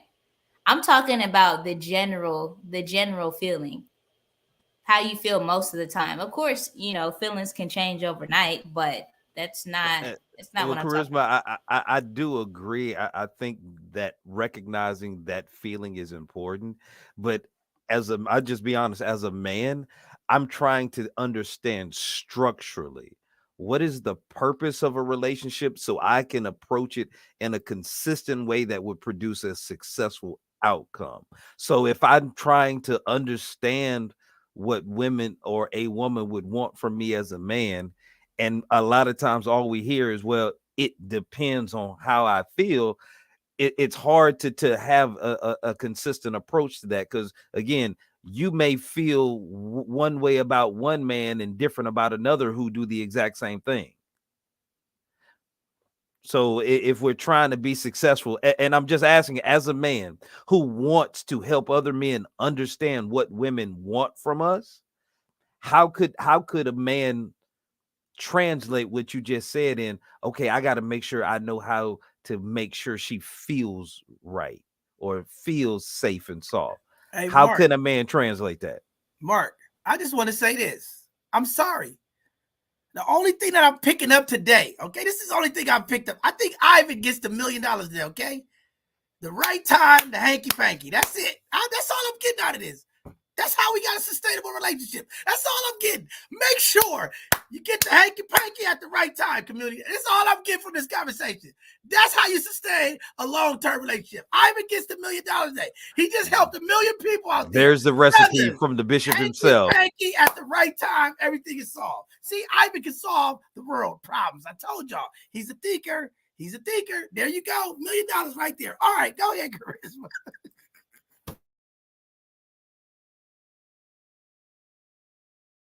I know Charisma again. Charisma is in shock.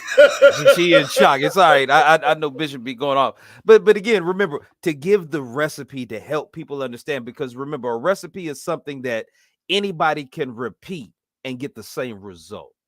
So if I'm trying to understand the recipe to how to explain how to make women feel good, feel safe as a man, what is the recipe for that? So men can understand why we got this opportunity to give out these recipes. Because men want to be I think, successful. first of all, Your DMs be popping. What do they need to know and how to make you feel good when they jump in your DMs? I think, first of all, we got to do is make certain that we are very clear that this is not just a one-way street. How a woman wants a man to make her feel is only as important as how a man wants his woman to make him feel. When you get that down, then you're doing something. But Ivan, Mark was hitting on a point. I gotta hear from Charisma. He asked you a specific question. I need to hear this from you. I was talking to my daughter, so that's why I couldn't say anything, because she was talking. I want to hear this. Mark asked you a question. What does that look like to make you soft, secure? What does that look like for the brothers out there? I need to hear this from you. Come back to me. I need to think about that. That's a good question. Come back to me on that. Ladies that's out there watching, put it in the comments. Answer my question. What does that look like? We want to know. What does that look like? I need to know with this soft, fluffy stuff. It is protected. All this. I need to know. But I want to go back to Tina and Herschel, because they got they interest me. I don't know. There's a dynamic about these two. They interest me. I got to keep messing around over here. Something over here go help the community, because I'm trying to find something other than hanky panky at the right time. Community, right now, all we got is the hanky panky at the right time, okay? All you got to do, if you can do that, that's a good recipe right there. If you do that right, that's some seasoning you can use every time. Now we got to get to the other stuff. All right, Tina, help me out here. Okay. I mean, at the end of the day, who has friends still from high school? What continued, what made that relationship so valuable to you? And how is it continuing? It's like with me and Herschel. At the end of the day, when I get off work, I'm having a bad day. he's the first person I call when and he's the one I want to hang out with, you know. And so it's that friendship to us at the end of the day. I got him, you know, I'm watching my Real Housewives, so he's there watching it with me, you know, and it's one of those things. Herschel, no, turn the TV off. No, Herschel. But that's never watch that garbage. That's a love language that Herschel, he's sharing to me. He's being there, even though we're not having a conversation with each other. He's sitting there, spending his time next to me. And that makes me feel valuable. That makes me feel. Tina, no, I have to stop you there, Tina. Now it's all making sense. See, I was listening to you earlier. I'm listening. Now I understand why you and your masculine energies. Tina, please do me a favor after today. Please do not watch that stuff, okay? Please turn that off. Do not watch that. That is the worst influence that you could get in your subconscious mind as a woman. That's garbage. I'm just telling you, that is garbage TV. Please, Tina. I think, Tina, if you stop watching that, Herschel, monitor, okay? Brother, monitor. If she stopped watching that, I think she's going to lean back into her femininity more. I'm just saying, I think that's where your roadblock is. I just helped somebody today. Here you go. You know, one of the things that when we watch the show, we see what's failing. We see how sometimes couples or friendships are failing. And we talk about that as a couple. Tina, stop. Herschel, you are not watching this with her. Please tell me publicly that you are not watching this.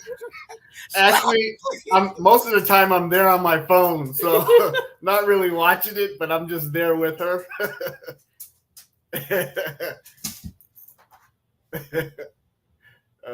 But going back to what Ivan said, I think Ivan is right. His answer is a $1 million answer.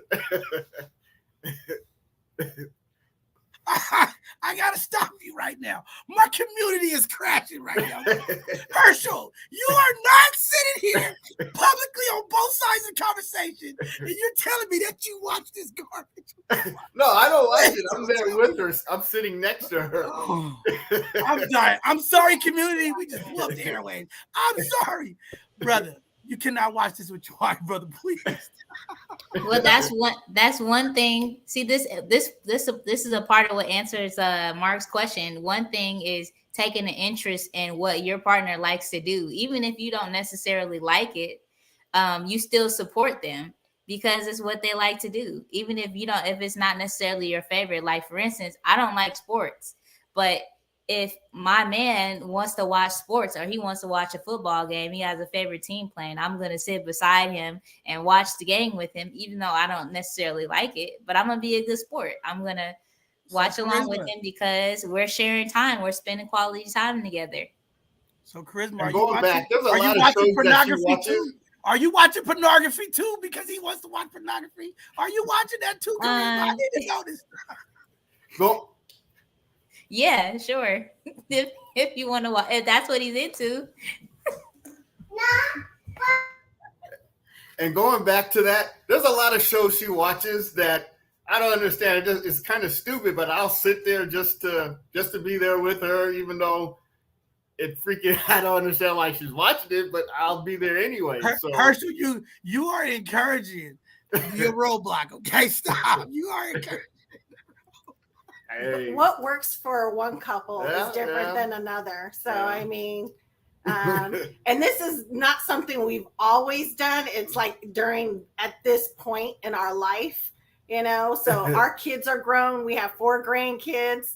So right now there's a lot of downtime where we're watching TV or, you know, if we're not traveling and spending time together, but yeah.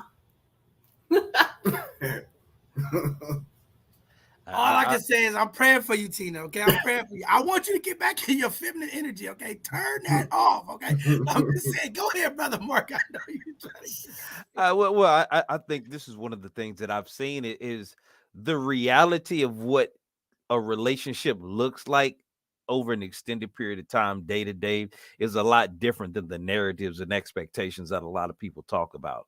A lot of people who criticize relationships ain't been in a relationship, ain't in one, or they're bitter about the last one they had, so they speak on it either from a place of pain or ignorance.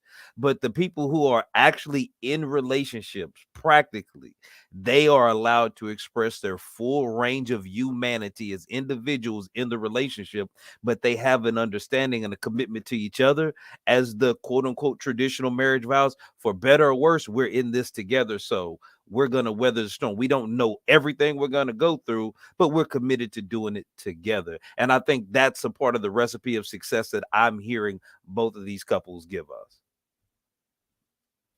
Mark, you see what the community is doing. See, now he's saying that Tina's the CEO of the relationship. See, Tina, see everything I told you. Stay out of the masculine energy, Tina. You do not want to be the CEO. Yeah, but they in the comment section, they ain't pulling up the covers at night in the bed next to them. I don't know. I think I just blew the airwaves up. I don't know what happened, but I love all this. I think this is great. I think I picked up a couple things today. Maybe we got to change something. Maybe I got to change. Fellas, start watching Atlanta Housewives. I think this is what we need to do. You don't have to watch it. You just got to be there to support her and just, rub her arm and her shoulder and do it for research purposes. I'm gonna do it for research. I was about to say I'm gonna research it. Maybe that's what I need to do.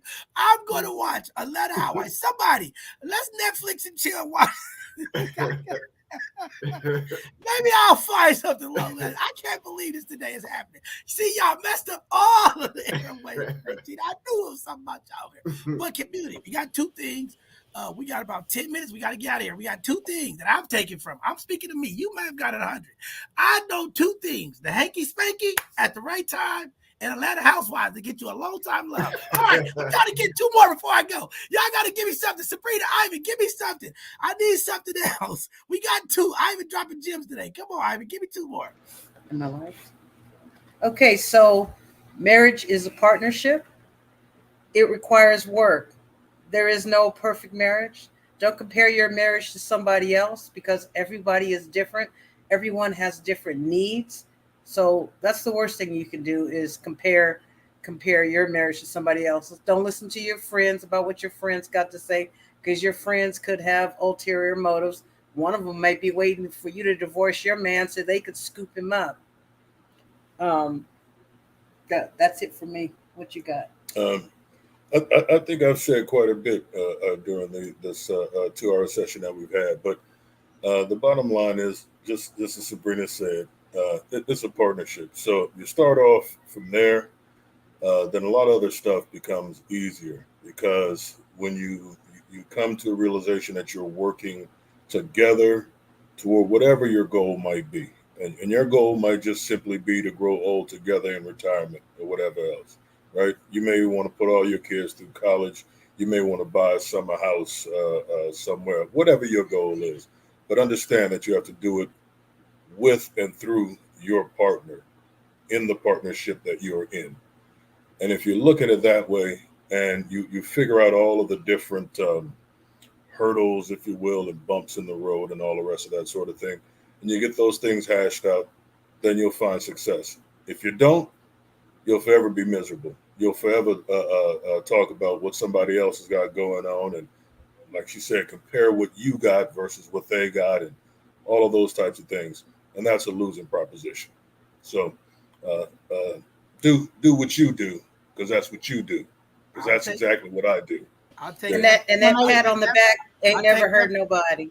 I'll take that $400. Williams, I just figured it out. Maybe you got to find somebody who thinks like Charisma. She said whatever her man is into, she's willing to be into. You might have an influencer right here. This is what I'm telling you. This is happening. See, because I didn't want to hear that from Charisma, but I heard it. So now you got to live with that one to the end, Charisma, okay? She said she will watch pornography. She said she'll watch Netflix. I got to watch how you Anyway, let me answer the question. Because Timothy said, can you answer that question from earlier? Timothy coming for you, Charisma. About no, I'm not lying, Timothy. Okay, so so Timothy, you're asking me about the question that Ivan said about what makes a woman feel like that she could be soft and that she could be safe. So my answer to that question is that when you are attracted to a man, part of the reason why you're attracted to him is because of his energy. like if he steps into a room and he has a presence about him that everybody knows he's there, that's what we are drawn to. I feel like that's what women are drawn to, is the guy that has that energy. Like he has a big personality, like he's like really favorable. He knows how to articulate himself. He's really intelligent. He's confident. That's what we're attracted to. And when we're in that space and we're around a man like that, we naturally want to be soft because we understand that he's a leader. So we're looking for leadership qualities in a man because we want to be led by that man. So now that's what I mean when I say we want to be in a situation where we feel like we could be soft. If we feel like we're in a situation with a man and the man has a plan for everything, we know everything is going to be taken care of, that's when we're able to be even more soft than we already are, because we know that he has a plan and he's going to take care of it. So I hope that answers your question. There you go, Timothy. The science babe is looking for leadership. Okay, there we have it. I don't know. We got to get ready to get out of here. We got 10 minutes to get out of here. I don't know where the show is going today. I don't know. I don't know. Y'all brought me up. See, this is why I needed to be here. Even in the grief, even in losing a loved one. See what my community do? They lift me up. Thank you, Tina. Thank you, Herschel. Thank you, Sabrina. Thank you, Brother William. Thank you, Ivan. Thank you, Mark. Thank you, Charisma. I don't know, Chris. We got to have a conversation. I'm just messing with you. But listen, we got to have a conversation. But listen, community, before we get out of here today, I'm going to give all of the couples, everybody on the panel, opportunity to give away some parting words. And then we're going to close out today because we've run up against the clock. And I want to get everybody out of here on time. And people been yelling at us. We're taking up their time because they're trying to see the end of the show.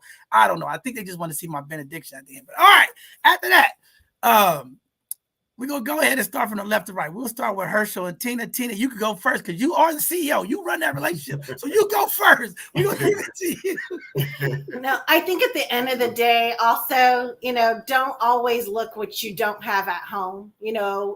Figure out what you feel valuable in your relationship, and I know it irritates me. My husband puts the garbage right on the countertop, right next to the garbage. It irritates the hell. And over time, should that make me feel, love him less? No. So it's being able to look at all the positives and focus on the 80, which you have at home. So. Herschel, I'm going to make sure next time she come on here, we have a pre-screening, brother, okay? Go ahead, brother. No, it's like everyone is saying about marriage, it's a partnership, and you just have to work at it and keep it going if that's what you want to do. So short and sweet. There you go. Thank you. Brother Palmer, the people's choice. Put the bishop on the list. All right. You're looking for multiple wives. Somebody that's going to watch it. Oh, Charisma says she's willing to do whatever, man. I don't know. Go ahead, Brother Palmer. Go ahead. No, that was exactly my part. Being that marriage is an economic transaction, as well as a legacy that we're leaving behind, I think more women should be less jealous and allowing their man to have more than one wife.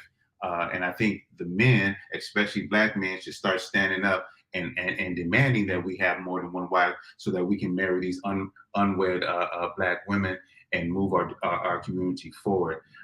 Economic is the power that generates a relationship, especially a marriage. Then what better way than having 3 incomes coming into one house, if not more. But with that said, the best way to sustain a relationship, a long-lasting relationship, is both partners have to agree to the agreement that they set in the beginning and hold each other accountable thereafter. Now, I just earned some extra respect for Herschel today, y'all. I got to see this. I'll be paying attention now. Out of everything that he done today, when Brother Popper started saying it, Herschel gave a thumbs up. Okay. He's standing in the square, though. I got to give him that. Y'all can't take that away from that, brother. All right. Let's go to Sabrina. Let's go to Sabrina and Ivan. Sabrina, give some part of words to the community today. Yeah, Ivan can have a few more wives if she wants, because I need someone to do some laundry. I need someone to do some cooking. I need someone to do other things that maybe I don't want to do. Nobody else gets the hanky panky. No, we don't do that. But you know, when you're getting married, you take some vows, and take those vows seriously. You know, for better or worse. Everything is not always better. Sometimes things are bad, and you have to work together to get past the bad. Sometimes you don't have all the money that you want, richer or poor. You got to work through that. Work together, as John will say, you know, be developed and multiply. So multiply what you got to get where you want to be. Um, that's it for me.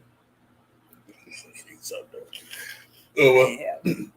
I'll just kind of reiterate what we talked about earlier with regard to the grass not being greener, though you might think it appears so from where you're standing, and not comparing yourself to other folks, and certainly not comparing yourself to the write-ups in Cosmo, the shade machines that have infiltrated our TV sets, like the what they call the housewives, the what they call the Housewives.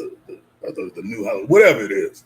I don't, because I don't watch it, and I'm not going to watch it. And if she wants to sit down and watch it, that's just fine. Okay, but that's something else she knows about me. That's why we have the understanding we have. Some things I don't do, and I'm not going to change not doing those things. Some things she doesn't do, and she's not going to change not doing those things. And we know that about each other. Now, she want to get somebody else in here, she can vet them if she wants to, because she's going to be their supervisor. I told y'all it was something slick. Ivan hired. Ivan is the $1 million winner today. He is the lucky man. Publicly, you are allowed to have otherwise. They got to go do the work for Sabrina. Okay. You all right, brother. You a developer, she's a multiplier. I love the concept. See what you're starting over here, William? See? The community is going to grow because of William. He started all this. All right. With that being said, I got to say hello to my brother, Mr. Mark. Give us some closing words today, brother. Well, brother, I'm gonna do my best to stick to the spirit of the conversation and go back to the recipe, because as we can tell, individual relationships, what work, they're gonna have some variables. But if we just look at the collective, I think we need to have a couple basic ingredients, and I think the foundational ingredient we need to have is honesty. Like let's just start off being honest with who we're dealing with, what our intentions and expectations are. Because if we're honest, then we can come up with a plan and a blueprint that both of us can agree on, or how many of us in our particular relationship we're gonna have can all be on the same page. So we're doing things honestly. We're communicating effectively and getting alignment and agreement about what the purpose and expectations of the relationship are. And then we move into the point to where making sure that everybody is investing the same level of energy and reciprocating, so all needs are getting met. But it's going to be anything more than that is going to be very unique to the individual, their mindset, and their level of healing or lack thereof. So again, I hope people get some inspiration from the examples and the people that are winning and are doing it, because it's hard to take advice from people who are bitter and not doing it when they trying to tell you what you should be doing with yours. So I'll leave it at that, Bishop. Wow, Mark, we got some work before we let Charisma get us out of here with her final words. Charisma, we're gonna talk to you. You are a little sister, but we gonna have the conversation. We gotta have a conversation. But go ahead, Charisma. Go ahead and give some part words to the community today. Well, my parting words is that a relationship should be about compromise. I think a lot of the time we want to fight and see who has the upper hand, but at the end of the day, if you are in a place of you're able to receive, then whatever it is that the person might be saying, might be doing, then that's ultimately going to create a better environment for a relationship if you are willing to listen to the other person. One thing about me in a relationship, I'm definitely going to submit to leadership. and that's just how it is. So yeah, I know what my role is, and I take on my role. So at the end of the day, when you come in a situation and you're not combative and you're willing to listen, then you're always going to win at the end of the day. So I think from what I heard from these two couples here, they definitely have the right idea, and I really appreciated Herschel stating that he watches the show with his wife. I think that's beautiful. Even though you don't necessarily like the show, you still watch it with her. I love that. So I think it's all about thinking about what your partner likes and compromising with that too, because there's always some give and some take. That's how relationships are. So Now, I'm in Charisma. with that. Now, Charisma, why would you do Herschel like that publicly like that? Don't be doing that, brother, like that. See, we're a fine line Herschel here. got it Y'all going see, on. y'all see what they did to my show today? We on a fine line of pandering and sipping on here. I got to get out of here because this is, I don't know what's going Herschel on. got it Charisma. going on. Charisma. He You got need it to going stop on. Charisma. He's smart. But He's doing listen. the right thing. His wife loves him. Okay, got but it going Charisma, on. let me say this. This is a great opportunity for me to say this because Tina is the CEO and you are the submissive one. Can you give some advice to Tina about being, because you said you submissive. She said she's at her masculine energy. Can you give her some game of why she need to be in her feminine? Because I want her to walk away and turn off Atlanta Housewives and be submissive. Okay? Can you help her? Can you get it? So help. Let me see if you can help her today. Tell her why. The one that's married. She should be giving me some pointers. She the one that's married. She been married. I'm 29. They've been married as long as I've been alive. Charisma. See, listen, Charisma. I'm not gonna let you get away with that. See, we always talk about educating each other, right? Young people can teach old people together. They just said all the time they've been together, there's been some ups and downs. They not always all gonna be eye to eye. We understand that, Charisma. This is the opportunity for the young generation to give something. You don't get caught in the qualifiers. I'm not married. I'm asking you to give the elders something. See, young people, we give you the torch and you don't even know how to run with it. Give her something. Why? Why should she be in her femininity and out of her masculine energy? Give her something. Come on, Charisma. Okay, well, I think that I really don't. See, Herschel, you don't even see the bishop over here working. I'm trying to help you out, brother. You gonna thank me later. I'll meet if she is her. I'll meet if she is her, and what her relationship is working for her, and they're doing great, and that's all there is to it. I'm gonna continue to do what I do because this is who I am, and that's I don't have anything. I can't say anything to her. All right. Stay safe, Charisma. Stay safe. Good job, Charisma. We gotta work on you. Go ahead, Mark. No, I'm telling Charisma, she did a great job. She handled that well. Bishop, you're trying to throw her under the bus, trying to get her in trouble, man. Don't be picking on Charisma like that. I was trying to get her. She got. I was trying to defend my brother Herschel. She put him in a bad spot. I was just trying to stand up for the brother. That's all. Oh, all right, we'll do that for Herschel. Okay, we'll stand up for him. Standing up with the brother. Okay, for Charisma, since Charisma no. Okay, she's looking for validation. She likes those. Hey, beautiful. Get in her DMs and say that because that's gonna make her happy. Y'all want to make her happy. 20,000 people flooding you. Science babe on IG, okay? Flutter, tell her good morning. She look beautiful. She needs all of that, okay? I don't know. All right, now, with that being said, I got to get into the benediction. I got to get out of here because I've learned two things today, all right? The hanky spanky at the right time will get you love for a long time, okay? The other thing is, if you sit there and watch Atlanta Housewives, you might have a long wife, okay? I don't know. All right, but we got to get to the benediction, okay? We got to get to the benediction so I can get it. I'm trying to save my brother Herschel. I was trying to hook him up. I don't know. Maybe he don't want the hookup. You know, like Master P used to say, I got the hookup. Holla at me. I'm trying to give him the hookup. He don't want it, Mark. All right, we're gonna let Herschel stay there, okay? Herschel's in a great place. He's okay with his wife being a CEO. He will submit later. No, let me stop.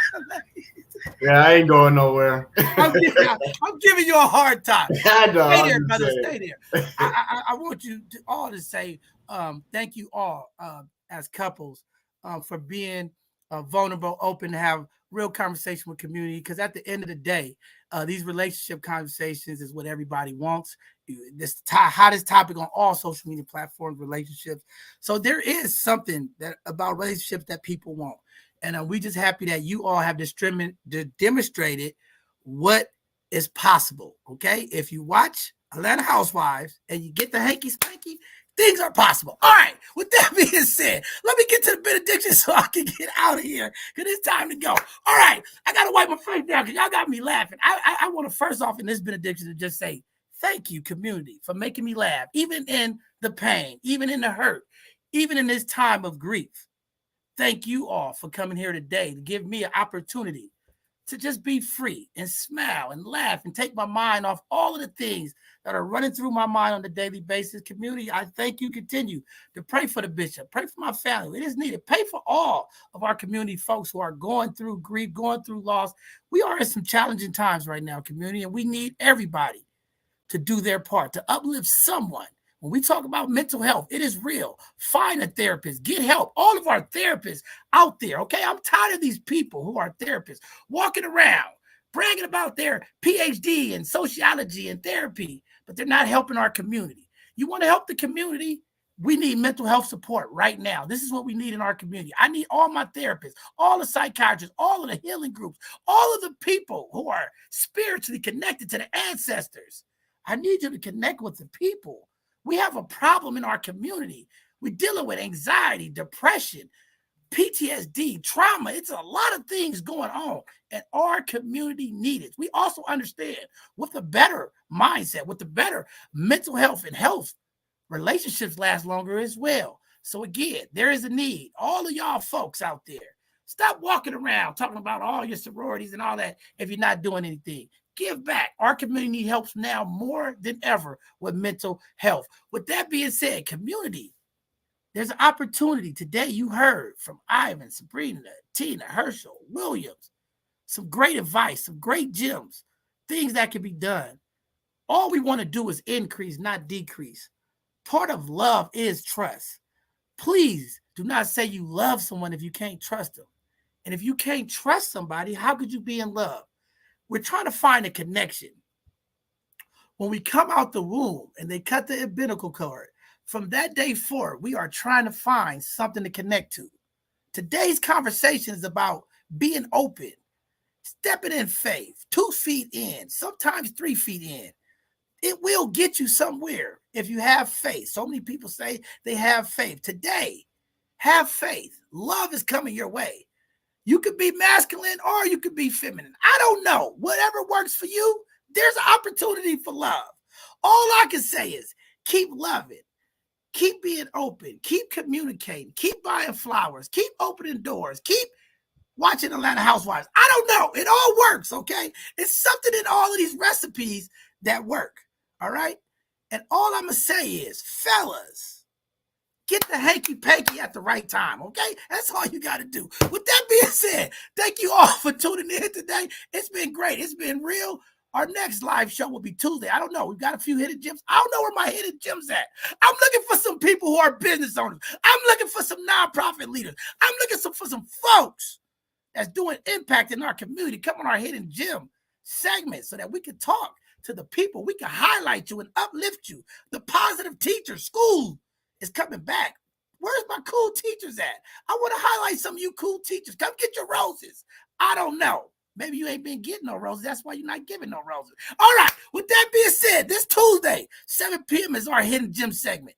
This Thursday, we will have another educational Thursday. As you all know, every Thursday, here at both sides of the conversation, we are intentionally getting the information, the sauce, the game, the knowledge to the people. Check us out this Thursday for another educational Thursday. And then next week, this is the last relationship conversation. We're jumping into some business, okay? We're getting back to the grind, okay, community? We got some things we got to talk about. Mental health. What's going on in our community? How do we change the narrative when dealing with the police in our community? We got some real conversations that need to be had. I don't know. It's getting that time, all right? Football season is coming back. Things is happening. Now we can get serious, the real people. Yeah, let's get serious. We got some conversations to have. Thank you all for tuning in. Thank you, panelists. This was a great conversation. Community, I hope you got something. There's some years of loving that's been happening. Find that energy. Find the energy. All right, y'all. Have a blessed evening. I'll see you all soon. Have a great evening. Thank you for the prayers. Keep praying for my family. I love y'all. All right, thanks.